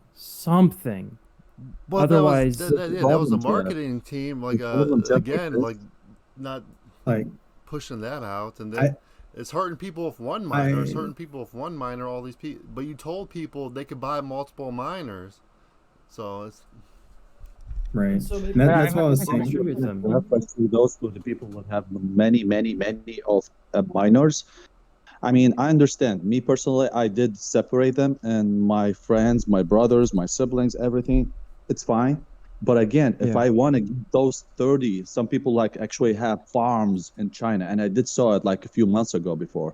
Yeah, you saw that picture? How are they going to separate it? They have to give some incentive to like other people who are actually hosting it for them.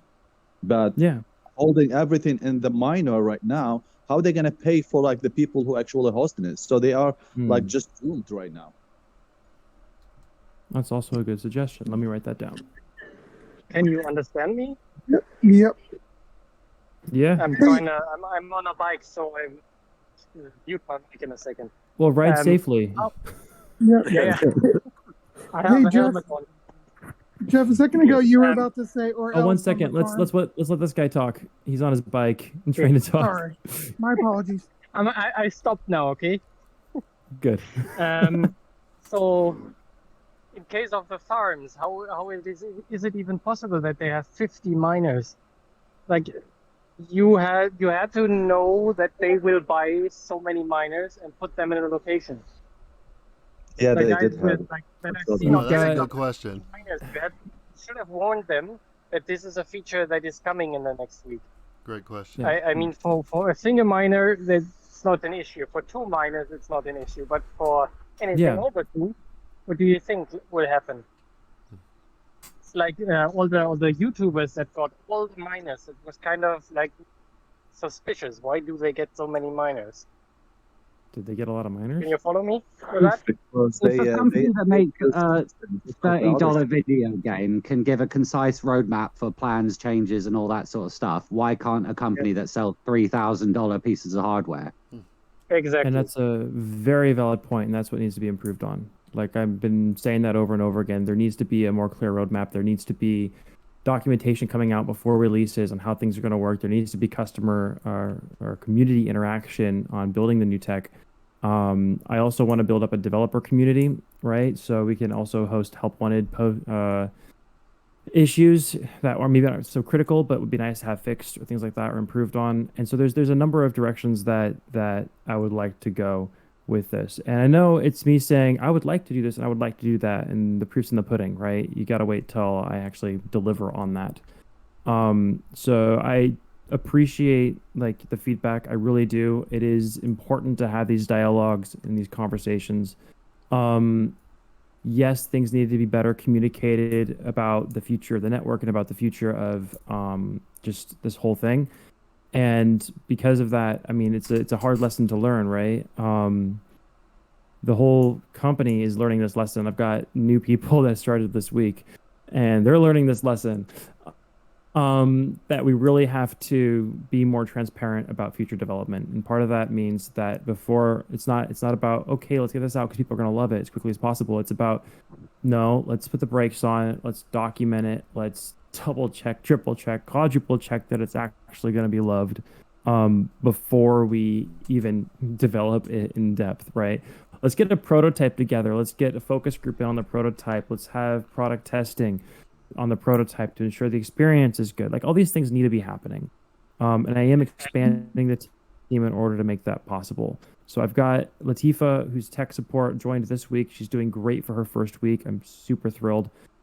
She's brilliant. And I've got another tech support joining in a couple months. For those of you that are not in Germany, times you're locked into a contract for 3 months after you resign. So we have to wait a period of time to get new people, which takes forever. But there's a good senior tech guy who's joining for tech support, and he'll be able to like not only provide information but troubleshoot bugs and submit the cause of the problem to the development team, which will free up development team's time into actually working on development. So there are steps towards this. Tech support's also going to be responsible initially for documentation. I'm looking for tech writers then moving forward. That's on, I need to finish the job descriptions and post them, but for tech writers who will then write the technical documentation full time because we have a need for that. It's just bottlenecked right now by me being able to write and post and interview all these people. So with that, you're right. There needs to be a lot more transparency moving forward. There needs to be more community interaction on decision making moving forward. And these are all things I'm bringing to the table and working hard on to get done as quickly as possible. With that, I do hope you guys understand I am very, very busy trying to get all these things done. And so it does take a little bit of time, especially with getting on new talent. But I do not foresee any major releases happening in the near future that would surprise you. And if there is a release, I'll send out some release notes in advance to get some feedback. Yeah. Jeff, just for a quick one, like, for example, the other devilish, whatever you call it, platform that we have, like similar to Loran, they do have some like HIPS presentation, like HIP blah, blah, blah, HIP blah, blah. So people actually know what's coming and they can see it and they can understand it. If we have that, at least it's getting more transparency too. Well, exactly. And this is the thing. I am going to say this actually, so I'm not going to say this. We're really new, comparatively speaking, to that other unknown project that you, for some reason, didn't want to say the name. I wasn't going to ban you for saying the name. But we're very, very fresh, very new, and we're growing very quickly. And it's not an excuse for rolling out something too quickly and surprising everybody with that. That is a whole different issue. But we are growing really quickly, and it's a little difficult to keep up. But the solution to that is hold back anything that comes out until we have time to actually thoroughly document and have time to actually get the interaction with the community on the feature before it goes live. Another suggestion that I have for those farms in China, for example, or even in here, some people have like 10, 30, whatever. Yep. So maybe for like making them happy and make them actually keep their miners and place them separate, you can actually give them incentive, like maybe give them maybe like 30% they can withdraw from the app in order to pay incentive for the people who are actually hosting it.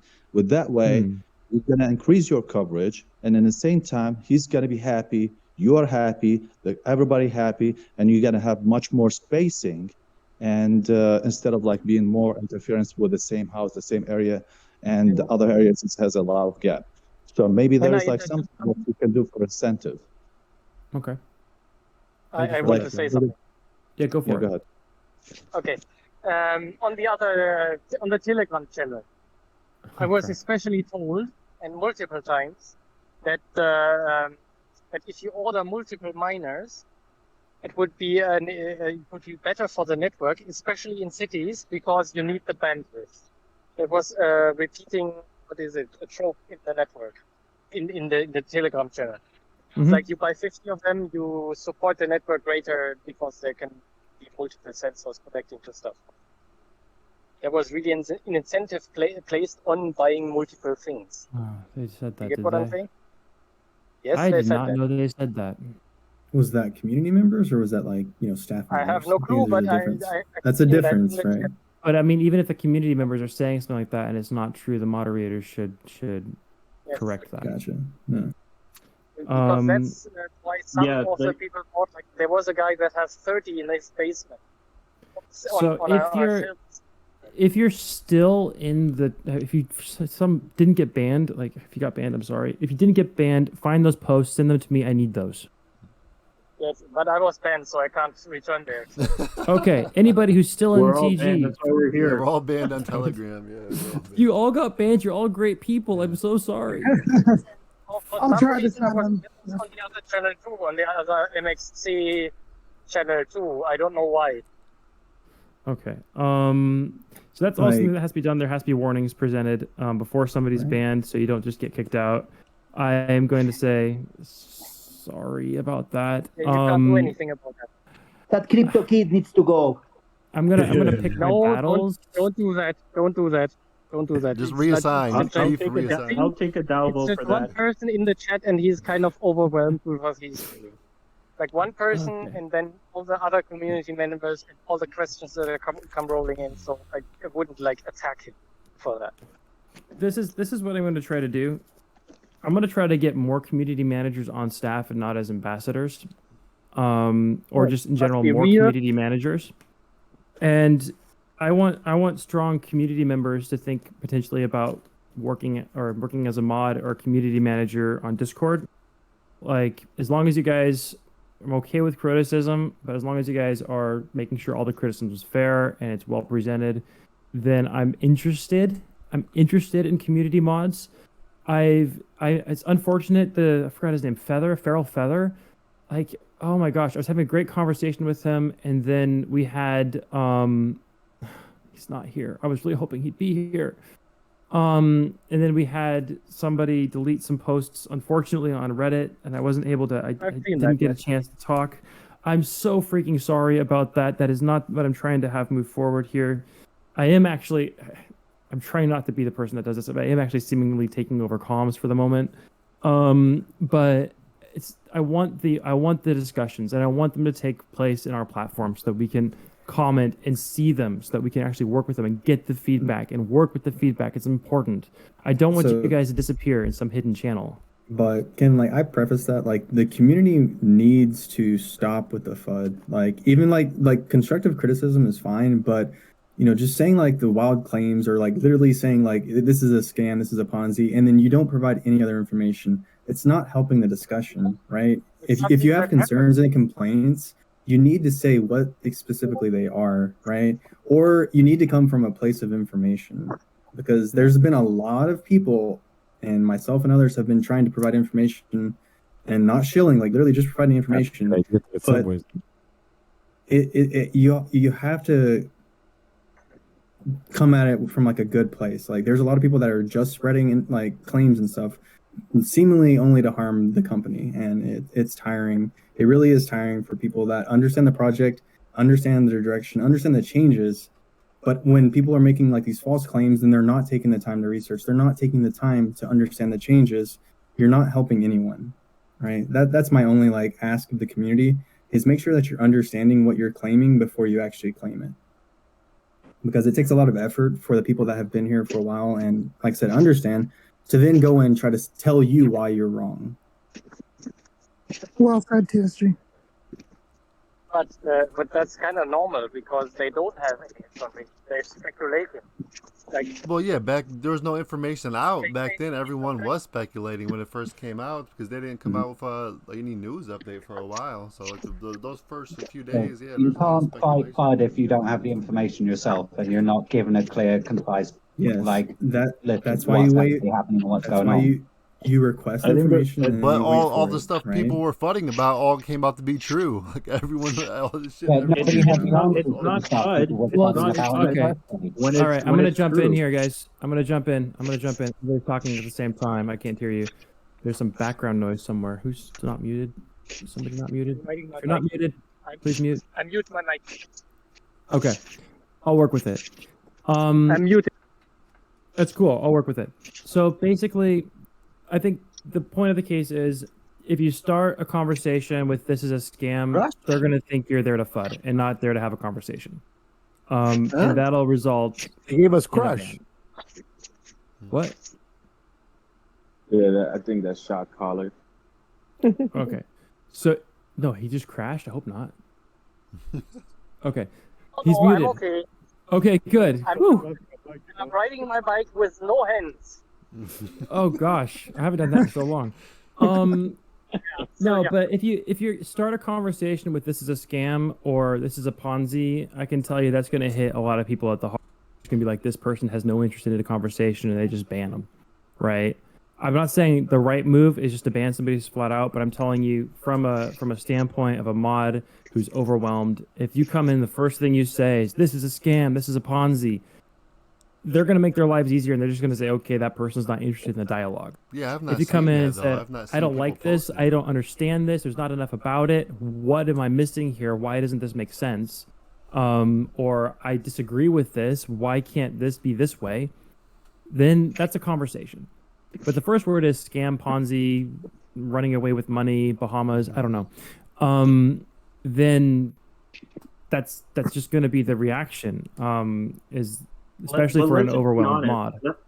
Let's be honest here. None of us signed up to not be able to withdraw our money, and the only organizations that I know that don't let you withdraw your money are Ponzi schemes. So we're saying it appears to be something like a Ponzi. You But we're can not- withdraw we're your not money. spreading it. You're being disingenuous. Yes, you get reduced earnings after. Yes, that our understanding of the project has changed since Minor Fuel has come out. No one is holding a gun at your head and saying you can't withdraw, because that's what a Ponzi scheme does. They control your money, and you literally cannot withdraw. But we all have But if the I withdraw, I'm chance. never going to get my principal back because the mining income will be low, so I can't even get my principal back. You can. Yeah, it would take a that's longer and time if. If you're Like I promised said, one thing and suddenly you only get half of what you were promised, that's still a Sorry, I'm not problem. going to be arguing. like on 2 this, years, 3 years. So I am not okay. So I'm listening to you guys. I'm gonna say this flat out, and I do think that the communication needed to be improved much earlier on, and because of that, I am working hard in the sense of, and I know you guys aren't attacking me now. I've had some great feedback from the community, and I appreciate that, and I will work with the co-founders and try to get them in an AMA to have these conversations. But I want to make sure that you guys know that I do hear it, and I am leading tech. Nothing gets developed. Oh gosh, now I'm saying this. You're gonna say it is your fault, Jeff. Nothing gets developed unless I put my stamp on it. There, now you can hate me. Why? Nothing gets developed unless I You were say it gets supposed to input be in the the product chosen one, backlog. Jeff. What was that? But He is memeing. Can But you I give mean, a like, quick update on the Kaiser project, or where's that at right now? There should be an update coming out today. Oh, The people who were selected for this round should be receiving those emails. I'm not like part of the selection process, so I don't know who's selected or when those you need emails are fuel going for out. that, or is that additional without fuel? None of the other Good systems question. require fuel. The only thing that requires fuel is mining with an M2 Pro. Okay, so Right. BTC and DOT won't need fuel. Exactly. There's no fuel interaction with BTC or DOT or any of the multi-token mining at all. can I say something? Yeah. So if you plan to make an AMA, like a new one, then start to do a real one, not a pre-recorded one.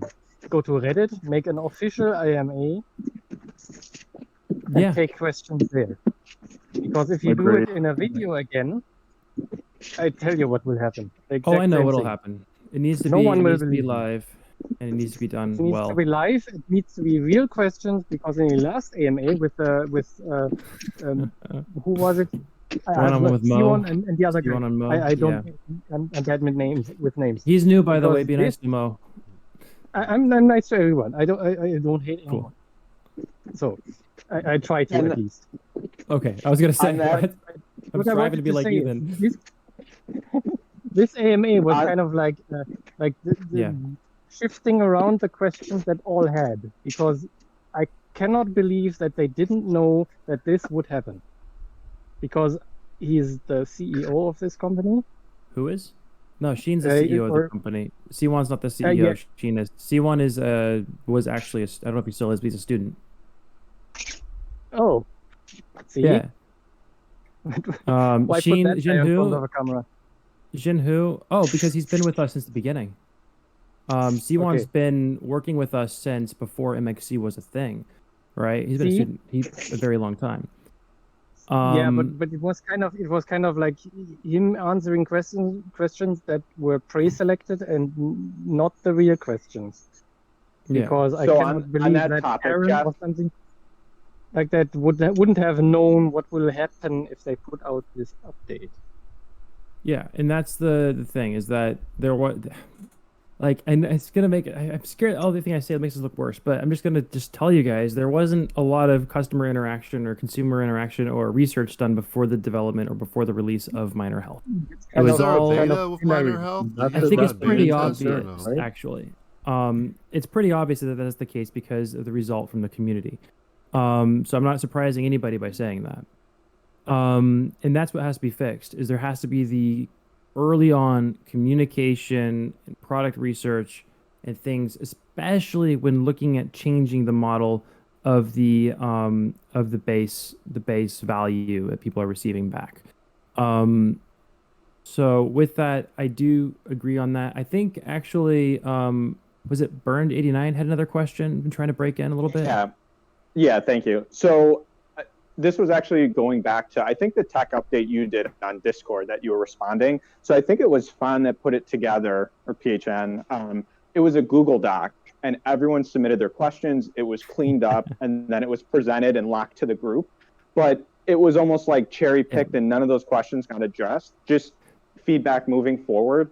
If we had something, and this relates to the idea box, where we actually get written responses prior to the actual AMA, and then it's just follow-up questions versus just trying to keep up, and like so many people were chatting and you turned on slow-mo and you were doing the best you Honestly, could. I'm not going to do a text AMA again. This is much more efficient. Like I think text AMAs are great for records later. But I haven't done it yet, but I've come to the conclusion that maybe we record these conversations and make it into a podcast later so other people who aren't able to participate are able to get the responses. And I think the text, honestly, I just couldn't type fast enough. I should have prepared some of these a bit more in advance. It was a last minute idea because there was a lot of stuff coming through and I wanted to open stuff up, and I should have just had one of these conversations with everybody like I'm doing right now. So Well, I think like even like the pre-recorded conversations can be fine. But as long as there's follow-up, like someone mentioned, like so instead, if every question cannot be answered during like the AMA, or if they only wanted to focus on like what is most pertinent for like the present time, just have someone follow up and provide questions, even in text format, right, in response to the questions that were asked, right? I've seen that done before, and I've seen it work really well. As long as those answers are being addressed. Definitely. And I'm not sure if you guys mentioned this, but some kind of actual grace period or some sort of compensation or something for the people who bought miners before this. Like, I would just be happy being able to withdraw 10 months worth of all my mined MXC. That way I know, you know. Oh, wait, sorry. Never mind. I can't say that. Basically, with no penalty for future earnings for like the first 6 months, 10 months, something where I can recover at least like half of my principal or something, and then if you want to reduce the earnings, that's fine. Honestly, whatever, I'll live with it. Like my recommendation is just everyone that ordered a miner before the miner fuel, like the update was announced, like any information about miner fuel, like just give them the option to return, no questions asked, return their miner. And to back out of the project. Like if you came into the project with the understanding that you could, withdraw your MXC to sell at any point, even though that doesn't help the project, that's fine, because at the time it was presented, that was a legitimate option. So I think like anyone should, despite the 14-day refund policy and all that other stuff, just give them the option to refund, and then let the people that want to continue with the project and support, let them continue to support. I think like that's the fairest, because the fundamental understanding changed. Like I will be sticking with the project. I understand it. I know where it's going, but I do agree that miner fuel changed the fundamental understanding of how people can invest and earn with their miners. So that would be I personally wouldn't bought it. I wouldn't have bought the miner with miner fuel. And if I have the option, I'd rather send all my 4 back. And there's a ton of other mining, staking, DeFi that I could make way more money than right now. And I don't have to worry about a centralized organization, changing all of a sudden technical requirements and then lowering my earnings and telling me what I can and can't do. That's the whole point of crypto, right? So I would, like, for me, I would return 4 of my miners right now. I haven't even mined 1 month worth of MXC, so I just prefer to return it at this point. Maybe you could for the ones that bought the miners before this update, before this happened, maybe you could kind of implement something in the code that they have a capped tank or can put out LOE and something like that, because at the moment I wouldn't put the miner up if it came. I would just send it back. And that I already tried to cancel. Okay, I'm gonna ask a question. So if I was able to make it so that the miner, like, it's a huge if, like I haven't even talked to anybody about this, can't say this is gonna happen. Big disclaimer there. But if I was able to make it so that the miner, for those who had the miner before miner health came out, Okay, that's challenging because some people ordered the miner and haven't received it yet. Okay, that makes it more complicated, but I still might be able to pull that off too. Maybe. We're gonna say right now that it gets really complicated because of the amount of people that also ordered as Exactly. miner came out, as the miner health came out. I know. That's really confusing. I'm gonna try So to figure it out. make it So if- delivered. let me The finish miner the. didn't Let me get finish delivered. the. Let me finish the suggestion here.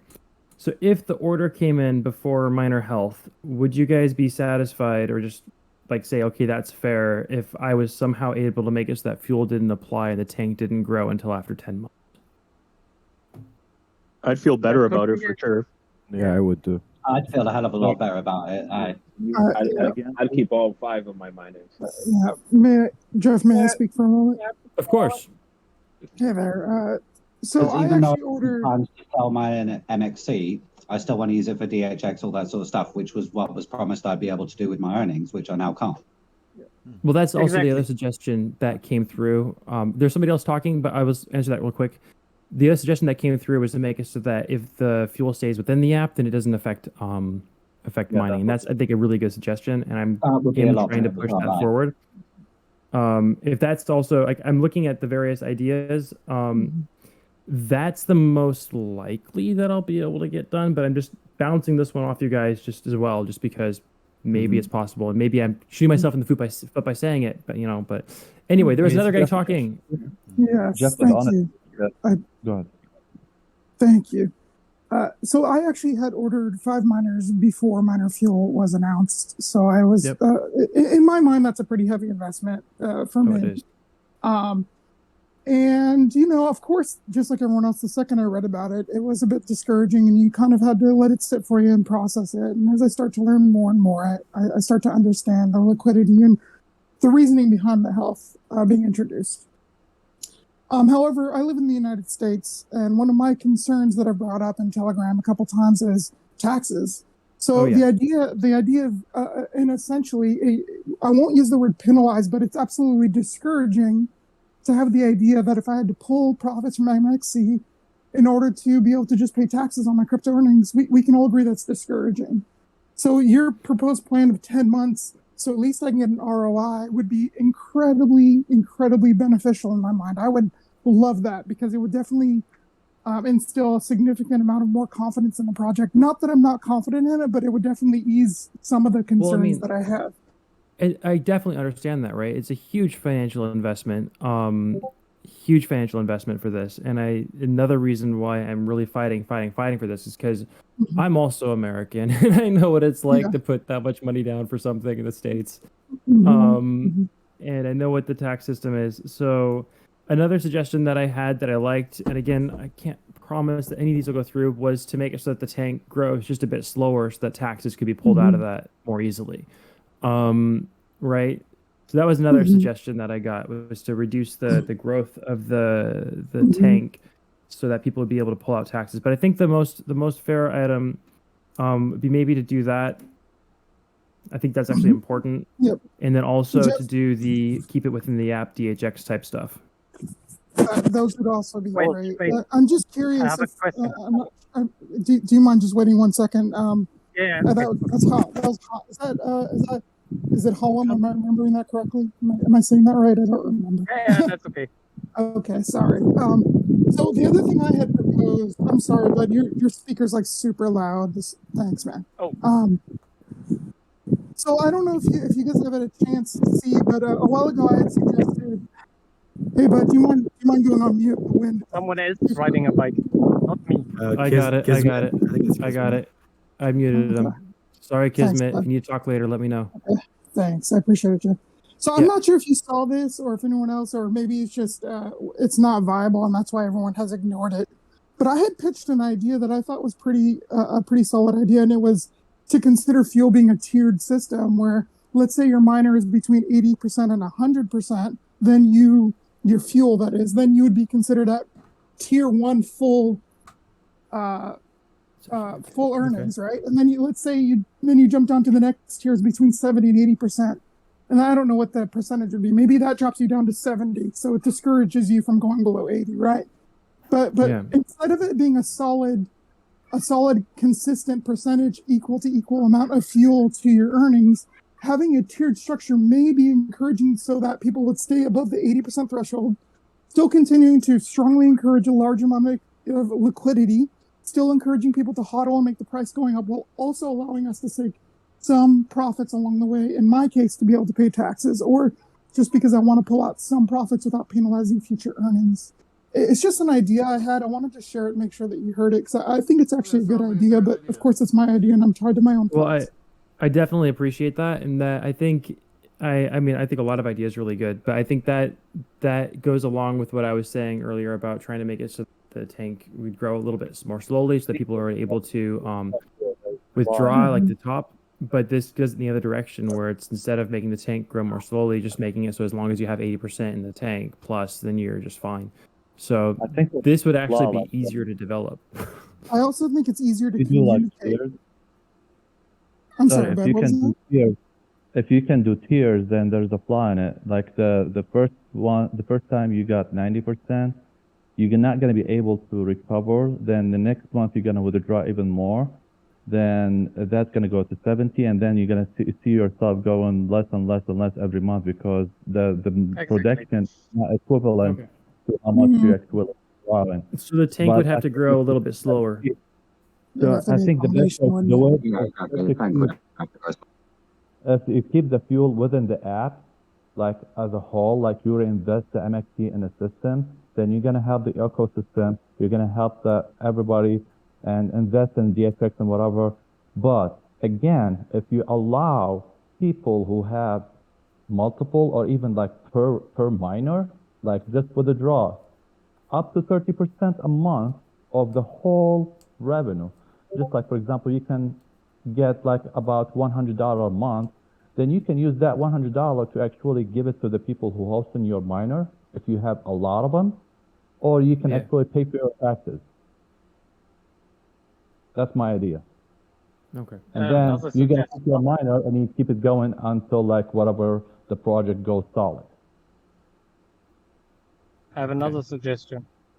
Yeah. Okay.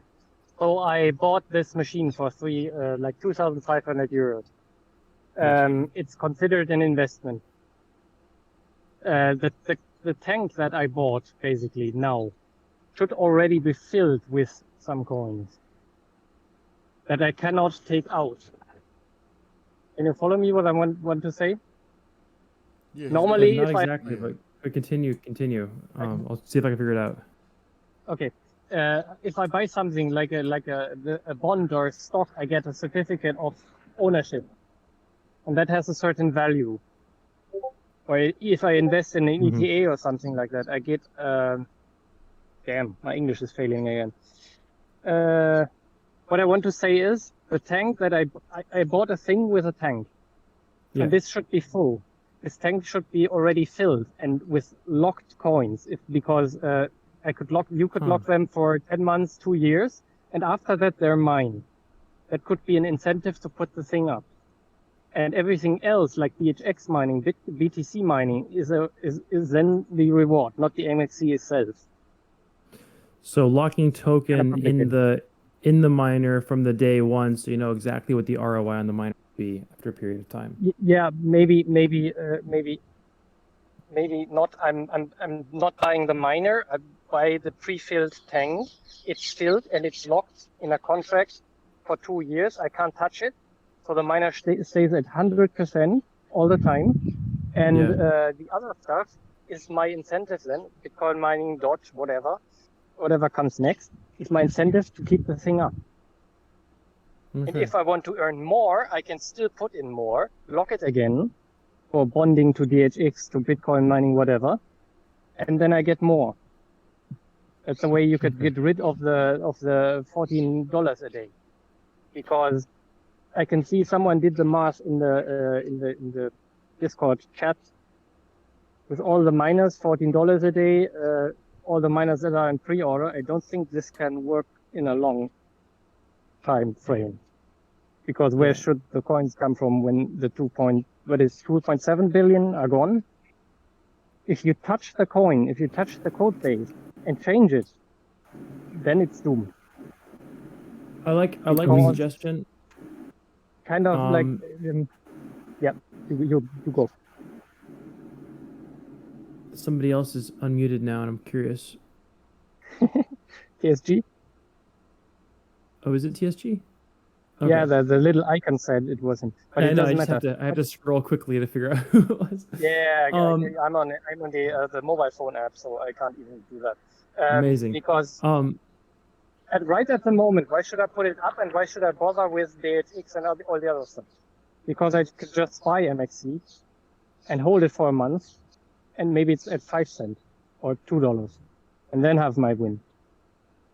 Because what I didn't get on the update is why I can't take my coins that I can't take out with this system. I can't touch them until 10 months. Why can't I stake them? Because I'm keeping them in the system. Because they're different. They're different balances, right? Well, that's something. Oh, go for it, TGSG. So as I understand it, if you lock your MXC for DHX staking, or if you stake your MXC, like nothing can be done with that MXC. It's taken away from the liquidity, so it can't be used for IoT data transactions. It can't be used for any of like the stuff that fuel is meant to be used for. At least that's my understanding. That's another thing I don't understand. It's another thing I don't understand. So I provide liquidity for the data that is sent. So why am I paying for the data that others send? You are getting paid for that. That's what part of the base earnings is. Yes. Okay. But so let's circle back. Like okay. I'm gonna go ahead and jump in again. I mute my mic now because I need to write a bit. Okay. Good luck. Don't crash.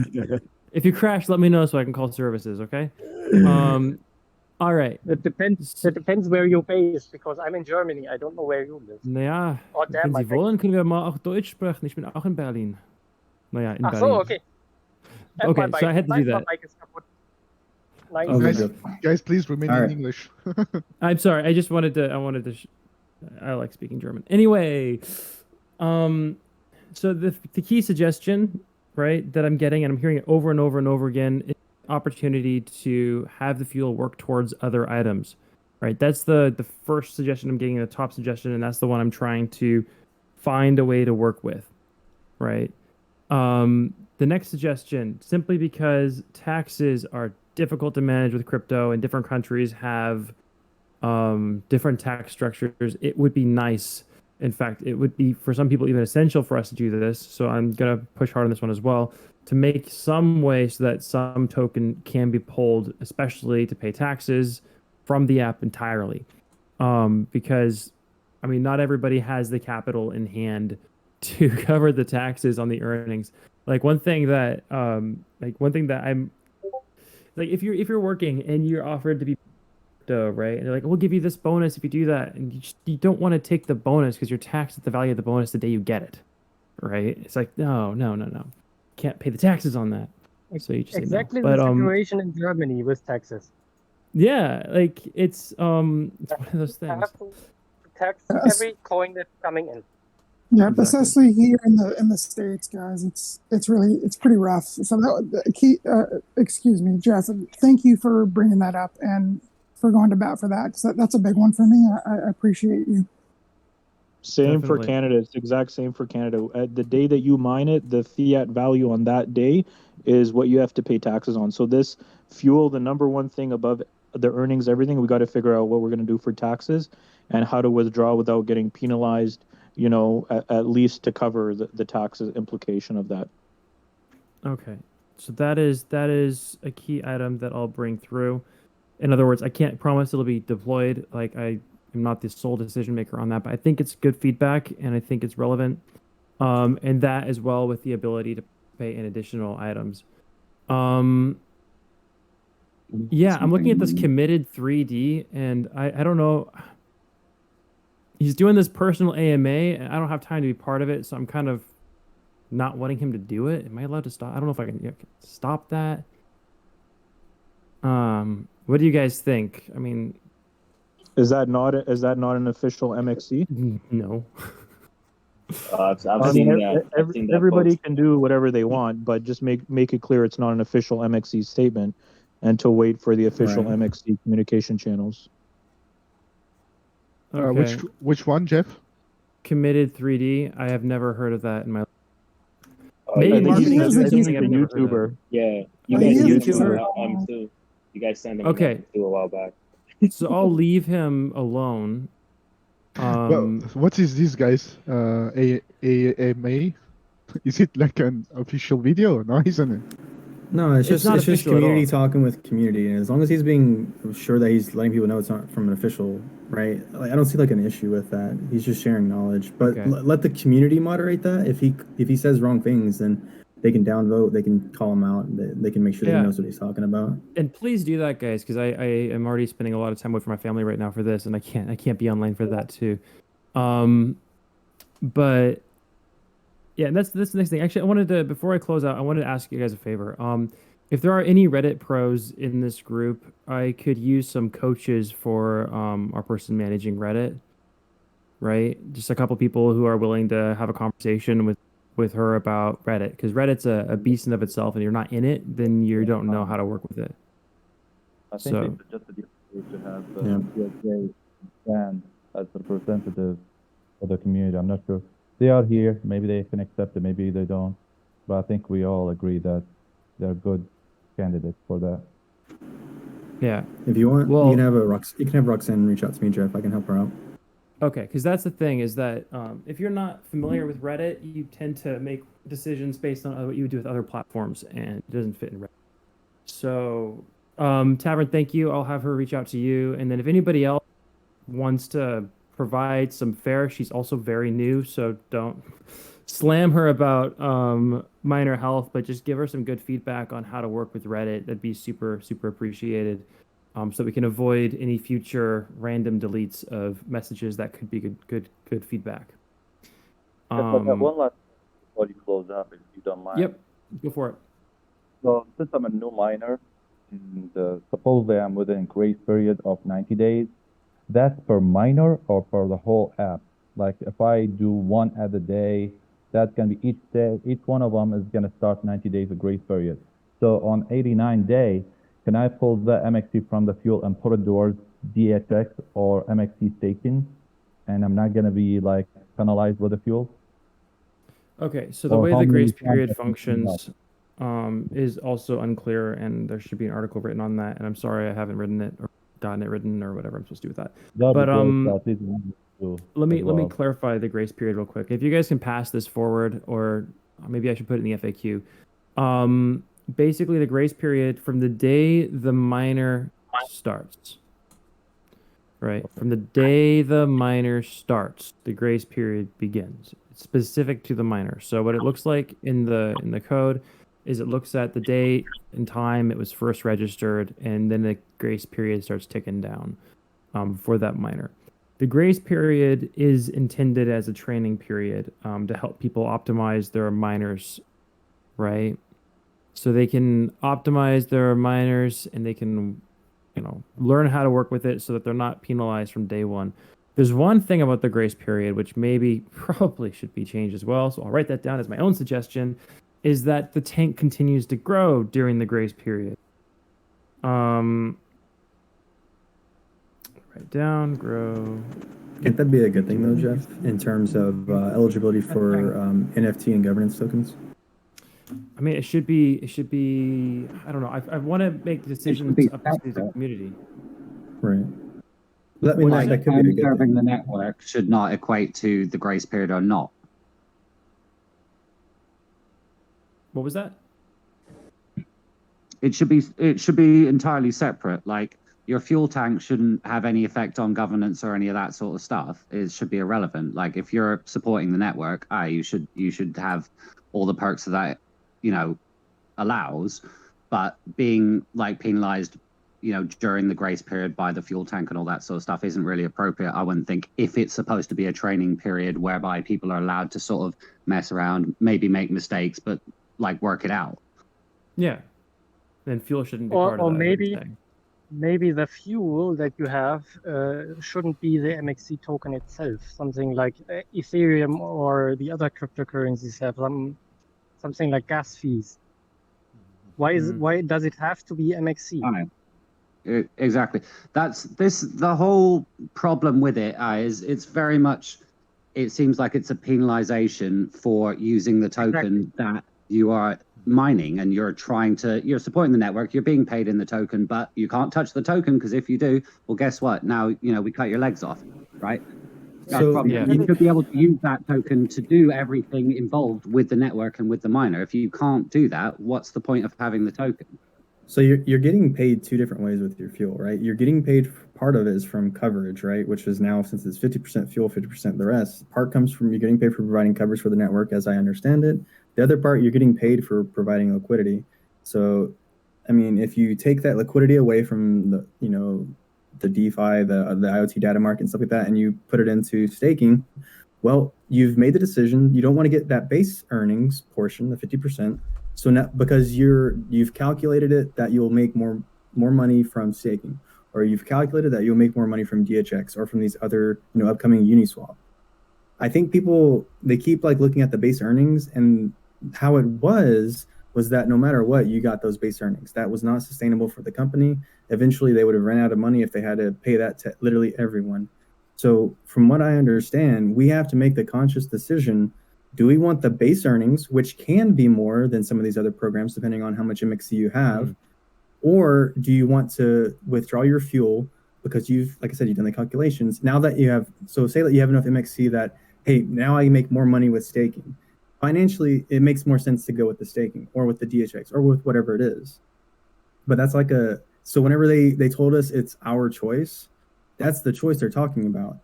Do we want to stick with fuel? Do we want to stick with staking DHX? Because that's what we have to decide. What makes us the most money? It doesn't feel like a choice to me. Wait.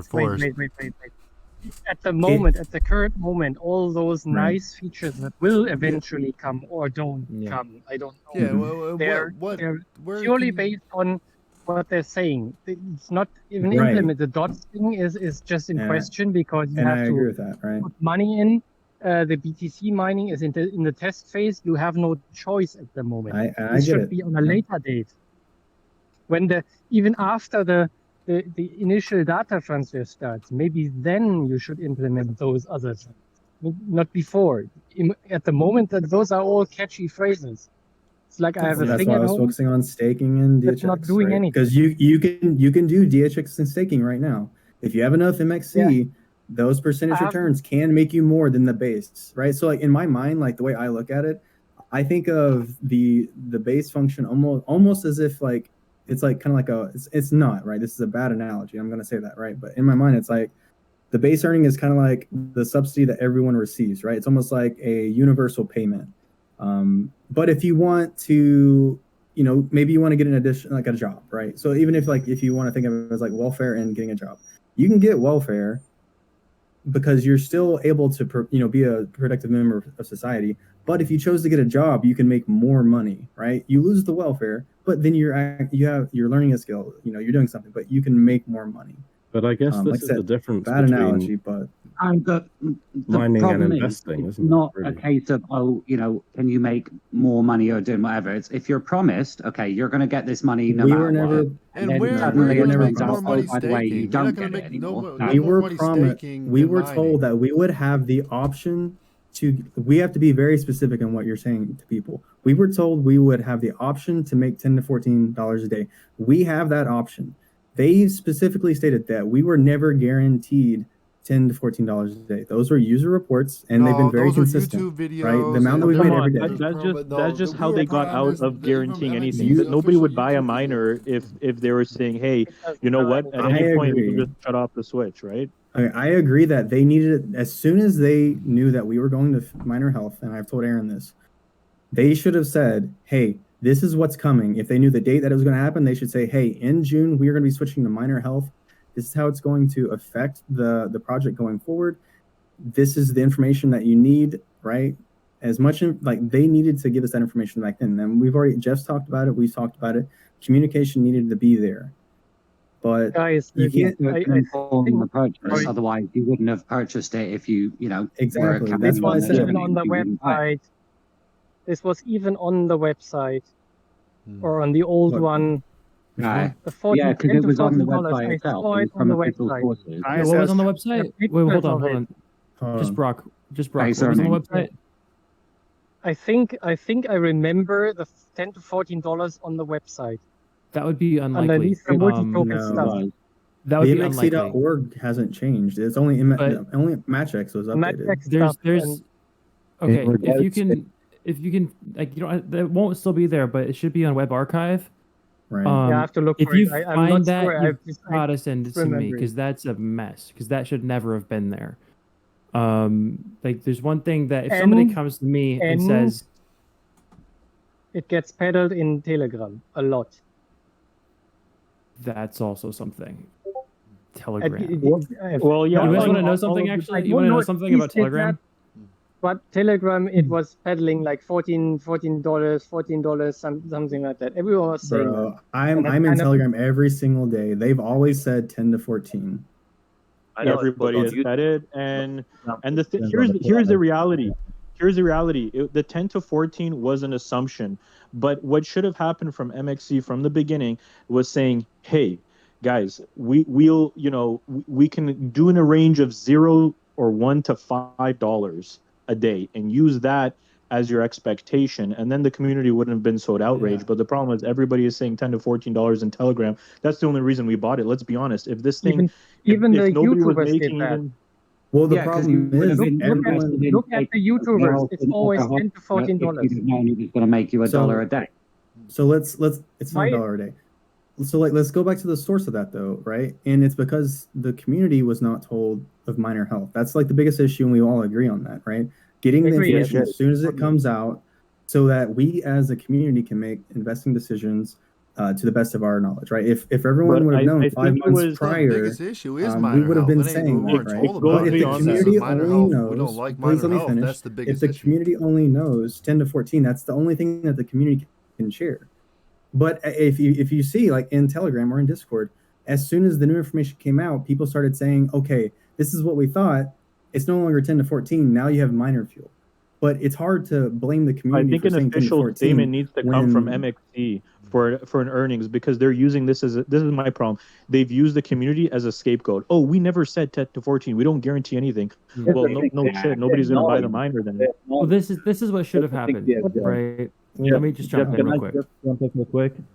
So, for example, when we have the YouTube and AMA with C1 or Aaron, for example, just a few weeks ago when he was like talking to C1 on the AMA, they said those rewards would stay until maybe at least end of the year, and he acknowledged it's 10 to 14 days. So he acknowledges that they are given that away. So he said maybe they are less. It depends on the price of the token. So that's acknowledgement right there. Not only that, Jeff, but during the YouTube video of the AMA with Saiwan and Aaron, there was that one and the one before that where Saiwan did it by himself. Both AMAs, Saiwan kept explaining that the whole purpose of this was proof of participation. So the anger that everyone's feeling right now of not being able to mine DHX or stake, this is like TSG just said, like, we're giving you the option. That's the option. No, that shouldn't be the case. That should be removed immediately, because in the video itself, live, it's still there, the video. And if we go watch it now, coming from the MXC company themselves, Saiwan and Aaron, saying that you're able to participate. The whole goal in this is to participate. So when I watched Crypto Gossip's video yesterday on why he was explaining the day before you guys released this new information, him too, he was getting angry because he kept explaining that, well, we were told that this is participation. So if we have to choose now, so like you're giving us the are we getting the option to choose what we participate in? I thought the whole goal of this was to participate in everything.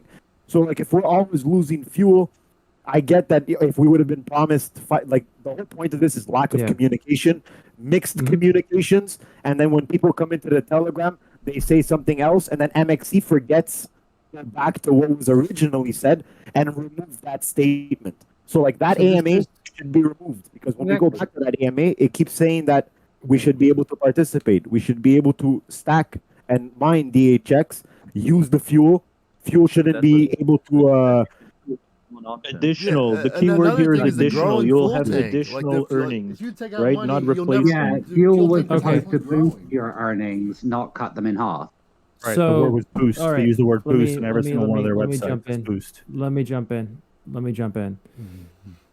We're going back to the same thing we were doing earlier, and I'm not saying it's wrong, right? This is the frustration, and I recognize that this is what everybody's upset about, right? The communication was, I'm gonna say it, and I'm gonna censor myself for it. Crap, right? It was. There should have been. It should have been better communicated. There should have been more care in some of the stuff and how it was said, and I mean, I can't go back and change the time, right? I can't say I'm gonna go back in time and fix everything. I can't even promise that all the suggestions are gonna be listened to, right? Right now, I'm collecting the suggestions. I'm putting them together. I'm getting a lot of feedback from the devs on which ones are implementable, right? Because some things are more complicated than others. And I'm taking that information and I'm taking it, having a discussion with the rest of the management and leadership in the company, right? That is what I can promise. That is what I'm doing. And I think that a lot of us in the entire company, we're invested in the community. We're invested in making sure people keep their miners online because it is, not everybody gets in it for the network, but it is about the network for us, right? We want this network to grow, and if people are angry and decide to do YouTube videos of hitting miners with baseball bats, right, it's not going to help anybody out, and that's not going to help us out. It's just not what we want. So we want the miners to be on. I want the communication to be clear, and there's so many different directions that need to be taken, steps that need to be done. And I will start working on those. I do have a team of developers, but the influence and the conversations with management does take time sometimes. Not always. Sometimes just like run with it. Sometimes like, but wait, what about this? And then you go back and you tweak. And what about this? And so I am upper management in the company. I've been in the company since MXC has started. Right. I'm the longest ranking employee in the company. It's not a co-founder. So I will go and have these conversations with you guys. Yeah, why does the fuel tank grow? I don't understand. Like, if you withdraw MXC, why is the fuel tank growing? I don't understand. Like, why is the fuel tank always growing if you withdraw MXC from your fuel? Why is the fuel constantly growing? Yeah, I compare that to difficulty. But why isn't there a real implementation of difficulty? Like with all the other coins, Bitcoin has it. More miners means more hashing power, means it's more difficult to mine that, and everyone understands. That's the accepted standard in crypto. You have difficulty for proof of work, for stuff like that. Yeah, and this one runs on. What I'm asking is, why isn't that there? Why is there an uncapped fuel tank for each miner? Yeah, it's kind of not understandable. But Jeff, Okay. sorry, is it possible? Yeah, go maybe, ahead. Jeff, is it possible to talk with Shin, the CEO, directly or not? He's in China right now. Possible. I will talk with them and try to set up an AMA with the co-founders. There's 3 of them. There's Piotr, there's Aaron, and there's Sheen. They're all great people, and I do. They're busy, but it's important. I will work to get something set up, or I'll try at least with some of them, so that communication and conversation can happen. So that's like really that is something that I will try to do, because me talking here, I know you guys are like, you keep saying you're happy I'm doing this, but you also want to hear it from the, I'm going to say this, it's a phrase in English, and I shouldn't be saying these things, from the horse's mouth, as you would say. So from the management. So co-founders specifically. And some kind of grace period for us who bought the miner beforehand to be able to withdraw some MXC for a certain amount of months. I think all of us would be okay with that grace period where we can remove that MXC and the tank isn't increasing, for a certain amount of time. Yeah, let me but so summarize if real you quick. withdraw MXC from your tank, the tank keeps increasing. So you don't have to put more MXC out than you withdraw. I don't understand that. No, the tank only increases as you mine. So let me clarify that real quick, and then I'm going to tell you guys the suggestions that I've heard from the community because we're repeating ourselves again, and I do have to go and tuck my I daughter have in another bed. suggestion. It's very easy. Yeah. Okay. With all the other miners that are out in the world, you can resell them. I can't do that with these. Or can I? You can. Once I take the fuel out, Technically, you can, but the I have miner to still has the sell a fuel low amount. tutored miner. Yeah. Make it It's not resellable. going to be worth much without the fuel. Let me tell you that. Yes. Yeah, exactly. Make it resellable. Make it possible to resell. Maybe maybe you implement something. I lock a certain amount of fuel for the miner. I lock it. It's there. I can't take it out. If I don't sell it, I can take it out in 5 years. If I sell it, it stays there. Make the miner resellable. Every miner that I know of, I can at least sell after the ROI.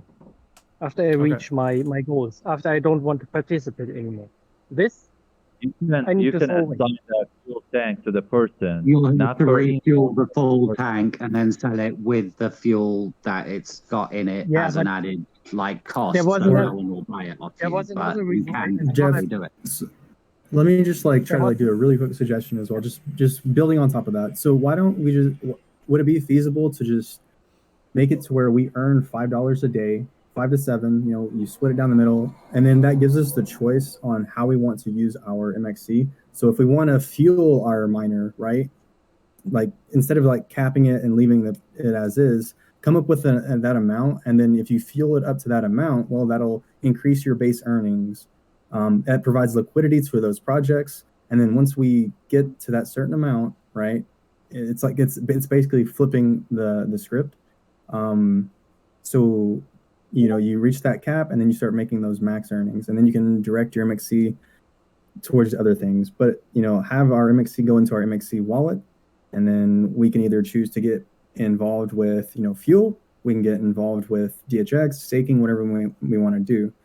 That would reduce the base earnings down to 5 to 7, but then we could charge up that fuel if we want to, right? With I don't a know if 10-month, cap, isn't it? I'll be okay with that with a 10-month grace period where I can take all my MXC. Here's the thing: once I've paid back my miners, if you guys drop it to $5 or $7 a day, and then I can choose whatever to participate, I'm okay with that because I got my principal back. I've broken even. There's no risk right now. There's a risk. But you're investing, and you can have them guarantee you $10 or $12 a day. I mean, any other miner you buy, you get guaranteed. If you're on nice hash mining Ethereum, if Ethereum crashes and goes down to zero, what your mining is worth zero. So you can't tell them that you guarantee them your money back. It's not how it works. So I'm not interested in that. You get a grace period before it goes down to grace period of what? Of $5. giving you free $10, $12 a day? They can't do that. They can't do that. It doesn't make. Then they shouldn't have found the $10 to $14 a day and charged $3,600 for a miner where I can have just bought a GPU. I agree. and been I'm the same boat you are. I think Alright. there should be a cap on the tank. We That can solves a continue, lot of things. we can continue this conversation after Jeff has to go. But Jeff, sorry. No, I'm gonna. If you wanna, I'm just. Yeah. So this is the suggestions that I brought. I think that. Yeah. Okay. I'll just go with that. So one of the suggestions that I'm taking forward is the most common one is allow people to be able to move the fuel between different types of investments within the app or different types of participation within the app. So you'd be able to participate within the app with the fuel. The next one I'm going to say is the second on my priority list because it affects people, especially if they put their last penny in a miner here, would be the ability to pull out for taxes. So maybe to accomplish that, the tank, grows a little bit more slowly. But I think the ability to pull out for taxes is important to some people. Then Other next incentives on too, that, like for example, hosting the device. what was that? Like if also for incentives, so like example, hosting the device in multiple locations. For example, Yeah. other people who 10, 15, 30, or even 100, they cannot right now. They stuck with them, so they have to give it away, and nobody would accept to put a device for you for free. That you have to give them some incentive. So maybe you should give them some incentive to pull up and pay for those people. Yep. Sorry. So I'll add that to my taxes note. And then I will see to get if I can put together a grandfather model for those that ordered their miners before the health came into play. That would be acceptable. Now, all of this, I will go with what Dougie Fresh said, is that even though people said over and over again in the community, I'm just gonna say flat out, there can't be a promise of $10 to $14 a day. There's just not. It's not a promise, right? It's not a promise we've given. We said there's gonna be a base rate. There is a lot of communication that went on around it that could have been more clear, and it could have been said more clearly. And I appreciate that feedback, and I will pass that forward to make sure that that is clearly communicated. That there is not a promised base rate per se. There are historical records and what people have earned in the past, but there isn't a promised base rate. So that's important to recognize and to know, and I'll make sure that that gets communicated as well, that that's just the way it is. Now, I can't also, like, with that, I know people want to, like, guarantee ROI, and I'm going to go Dougie Fresh said there a little bit. There's no, like, it is crypto. I know we all like crypto, the decentralizations, and decentralization and being able to do that. But then when it comes down to taking the risk on the investment, it's a bit iffy, right? People will get like, okay, maybe not. But there is no guarantee on any type of ROI and any type of investment, whether it's crypto or not. There's just no guarantee. Yeah, but you can sell your hardware though. I mean, Yeah, but here we have double the risk because we have You risk. wouldn't sell one. You wouldn't sell one miner. There's We no have the point. risk of the company messing us about in future again. That's Like- the trouble. You have double the risk. This is let me continue. What I'm saying is that just in things like this, even I know Bitcoin's not gonna, because Bitcoin has a ton of historical data, right? Bitcoin's a good investment, has a ton of historical data, and that's what we base that on. Right? Am I wrong on that? We base Bitcoin's value on the historical data. Yep. And some other Okay. things, yeah, basically. So, and some other things, but all the other things go down to the statistics based on historical data of Bitcoin and now how it's being used in the. We base it on the supply. That's what we base it on. Okay, there we go. So that is something that plays a role, right? The historical data. Now, with that, this is my ethics, and I ended this yesterday. I want this thing to grow, right? I don't want anything to be bait and switch. That's just not me. That's against my personal ethical stuff, right? I won't be involved in a bait and switch. Just not, because I spent a lot of time, I studied as a communicator, and I spent a lot of time identifying where my ethical line is, right? And that won't happen. I won't be involved in a scheme. Okay? I won't be, because that's just something I won't do. And I'm being open and honest with you guys that that is just the case. Like I wouldn't have gotten started involved in something that would be a scheme, right? So there is technology behind this. There is a very poorly communicated plan. And I need to put that all down, or get some of the writers, marketing team to put that all down in a roadmap to make it clear what the direction is, so that you, as investors in our product, right, in the miner, if you're investors in the community, if you're investors in the token, or however else you're looking at participating, right, so that you know, based on the data, what is going to happen, instead of feeling like you're being jerked around by the company. Right? Because I don't want that. That's not good for anybody. I hate being jerked around by companies. And I have this example that I use at every one of these conversations. And so some of you are going to be like, stop talking about that. But I also want to thank all of you for your restraint. Like, I know a lot of people are going through and saying a lot of stuff. I will not ever thank the person who said bad things about a former employee. Whoever did that, honestly, come on. Really? But with that, I want to thank you for your restraint, because you guys have been communicating with us, you guys have been talking with us, and you haven't been spamming like direct messages on LinkedIn and Twitter and Facebook and things like that. I haven't gotten anything on those platforms, and I got to appreciate restraint, because I was out 3,000 on plane tickets that got canceled because of COVID, and I went all out to get my refunds. right? I just went crazy. I found everybody because they didn't get back to me for a month at all. And I thought that was unbelievable. I couldn't believe it. I'm American and I love, instant service. And I know we need to improve that too. But so I went crazy. I found people who worked in the company, wrote them privately, hey, can you help me with that? And that, I mean, they were going through a lot too. Like they had a ton of people, unprecedented stuff. And instead of recognizing that, I went ahead and just wrote everybody privately. So I do appreciate your restraint with that and your understanding. So with that, for those of you who are good at Reddit, again, I have a call out for you guys to help me give some feedback to our social media manager who's going to be monitoring and Reddit. I am interested in community mods. So if you guys, anybody here wants to be interested in a community mod, like let me know. Maybe even on Discord, because I can't be here all the time. But I need people to keep an eye out to make sure I'm okay with like conversations. Like I'm perfectly fine with conversations. I try to keep it open. But as long as it's not just flat out coming in and just making accusations without data backing them up. I appreciate all of you. I really do. I appreciate you coming in and having this conversation. That means that you guys are open, willing to listen. It's a big deal for me. I appreciate that greatly. Because we did, things were done quite a bit and things were unexpected and you're still coming here and listening. I know you have a big investment in it. Also been actions that could be taken. So I appreciate that.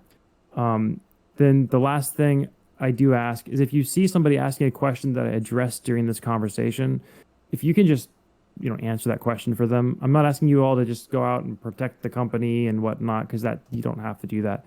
But if you have information that somebody else doesn't have that I've shared, if you could just pass that forward when something pops up, that's helpful too. So I hope this was enlightening for you guys. I hope it was helpful. I will work to get some co-founders in an AMA so that you guys can have a direct conversation with them, and we'll move forward in that direction. Yeah. All right. Take care. Okay. Thanks, Jeff. Thank you very much. Can Thank I you, just Jeff. add I don't think so. something very quickly? Yeah, Take a go for look at Ethereum and their GitHub and the EIP system and that sort of thing, right? Which has, if anyone knows, EIP 1559, that was a very unpopular decision that a lot of miners didn't want, but everyone was forewarned. Everyone knew the potential of it being there. A lot of people tried to fight it. A lot of people gave their suggestions for it, but at the end of the day, everyone knew about it. And that sort of system, I think, is a great way because it lets people have some input. It might go through, it might not, but at least people know what's going on before anything's happening, and it's all out there in the public domain. Perfect. I love that idea. Brilliant. Thank you Cheers, for man. sharing that. All right. Good. Okay. If you guys see anything in the examples of what you guys want to, there are a lot of people here. Put them in the suggestions channel until I get another platform built up. It does take time to put together platforms. If you know software that, or even paid software that helps develop these platforms that you want to see for community feedback, do send it over to me also as a session. Again, you guys are great. I'm gonna go see if anybody's still awake because they go to bed early. Yeah. We didn't answer a direct answer for the people who actually knew for the grace period 90 days. Are they able to withdraw within training period multiple times or just one time before the 90 days within the app, not outside at least? No, the grace period does not allow, the fuel keeps growing, and that needs to be readdressed as well and taken a look at, right?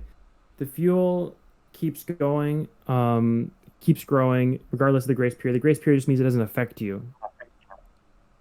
So keep that in mind in the grace period. You turn it on, you have 3 months to do whatever you want, but you're going to want to put that MXC back in there until we make other changes, if we're able to make other changes.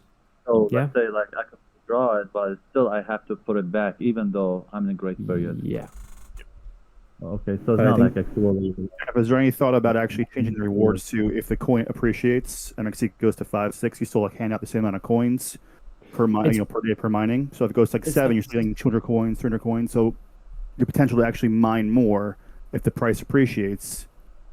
Yeah, you make that's more actually money. how it's built. It already works that way. It So works if that way. if the coin, well, no, because if the coin goes to 7, 8, 9, 10, you're only getting still $12 to $14, right? You're getting less MXC per day. What if you got the same amount of MXC per day? and just change for the Yeah. price. So with That's the not sustainable for the Loyalty company. program, where some type of loyalty program where miners are kept online for as long as possible, where you get more if you keep it up and keep the fuel in there. Yeah, I think these are all Because good suggestions. why should I stake for $14 when after a while I can just move on to other stuff? Yeah, I just have the problem with the uncapped tank and then the rewards are capped. That to me is where I think everyone kind of there's no real upside. That's the biggest issue. Yeah, Well, just make sure everyone's putting those in the suggestion channel, because I think Jeff Yeah. has to head out. I do have to head out. I'm already like an hour and 41 minutes behind when I told people I'd be off the call. So, I do appreciate you guys. I do appreciate your suggestions. I am listening. We are listening as a company, and we are considering those. So I will be back again here next Tuesday, same time. Probably won't be doing 2 hours. I'd like to keep it to an hour if possible, or maybe I'll start an hour earlier. But appreciate all of you, and thank you guys, and I'll chat with y'all later. All right, peace out. Later, guys. Hey, thank you, Jeff. Bye. Thanks, Jeff. Yeah, sorry, I didn't want to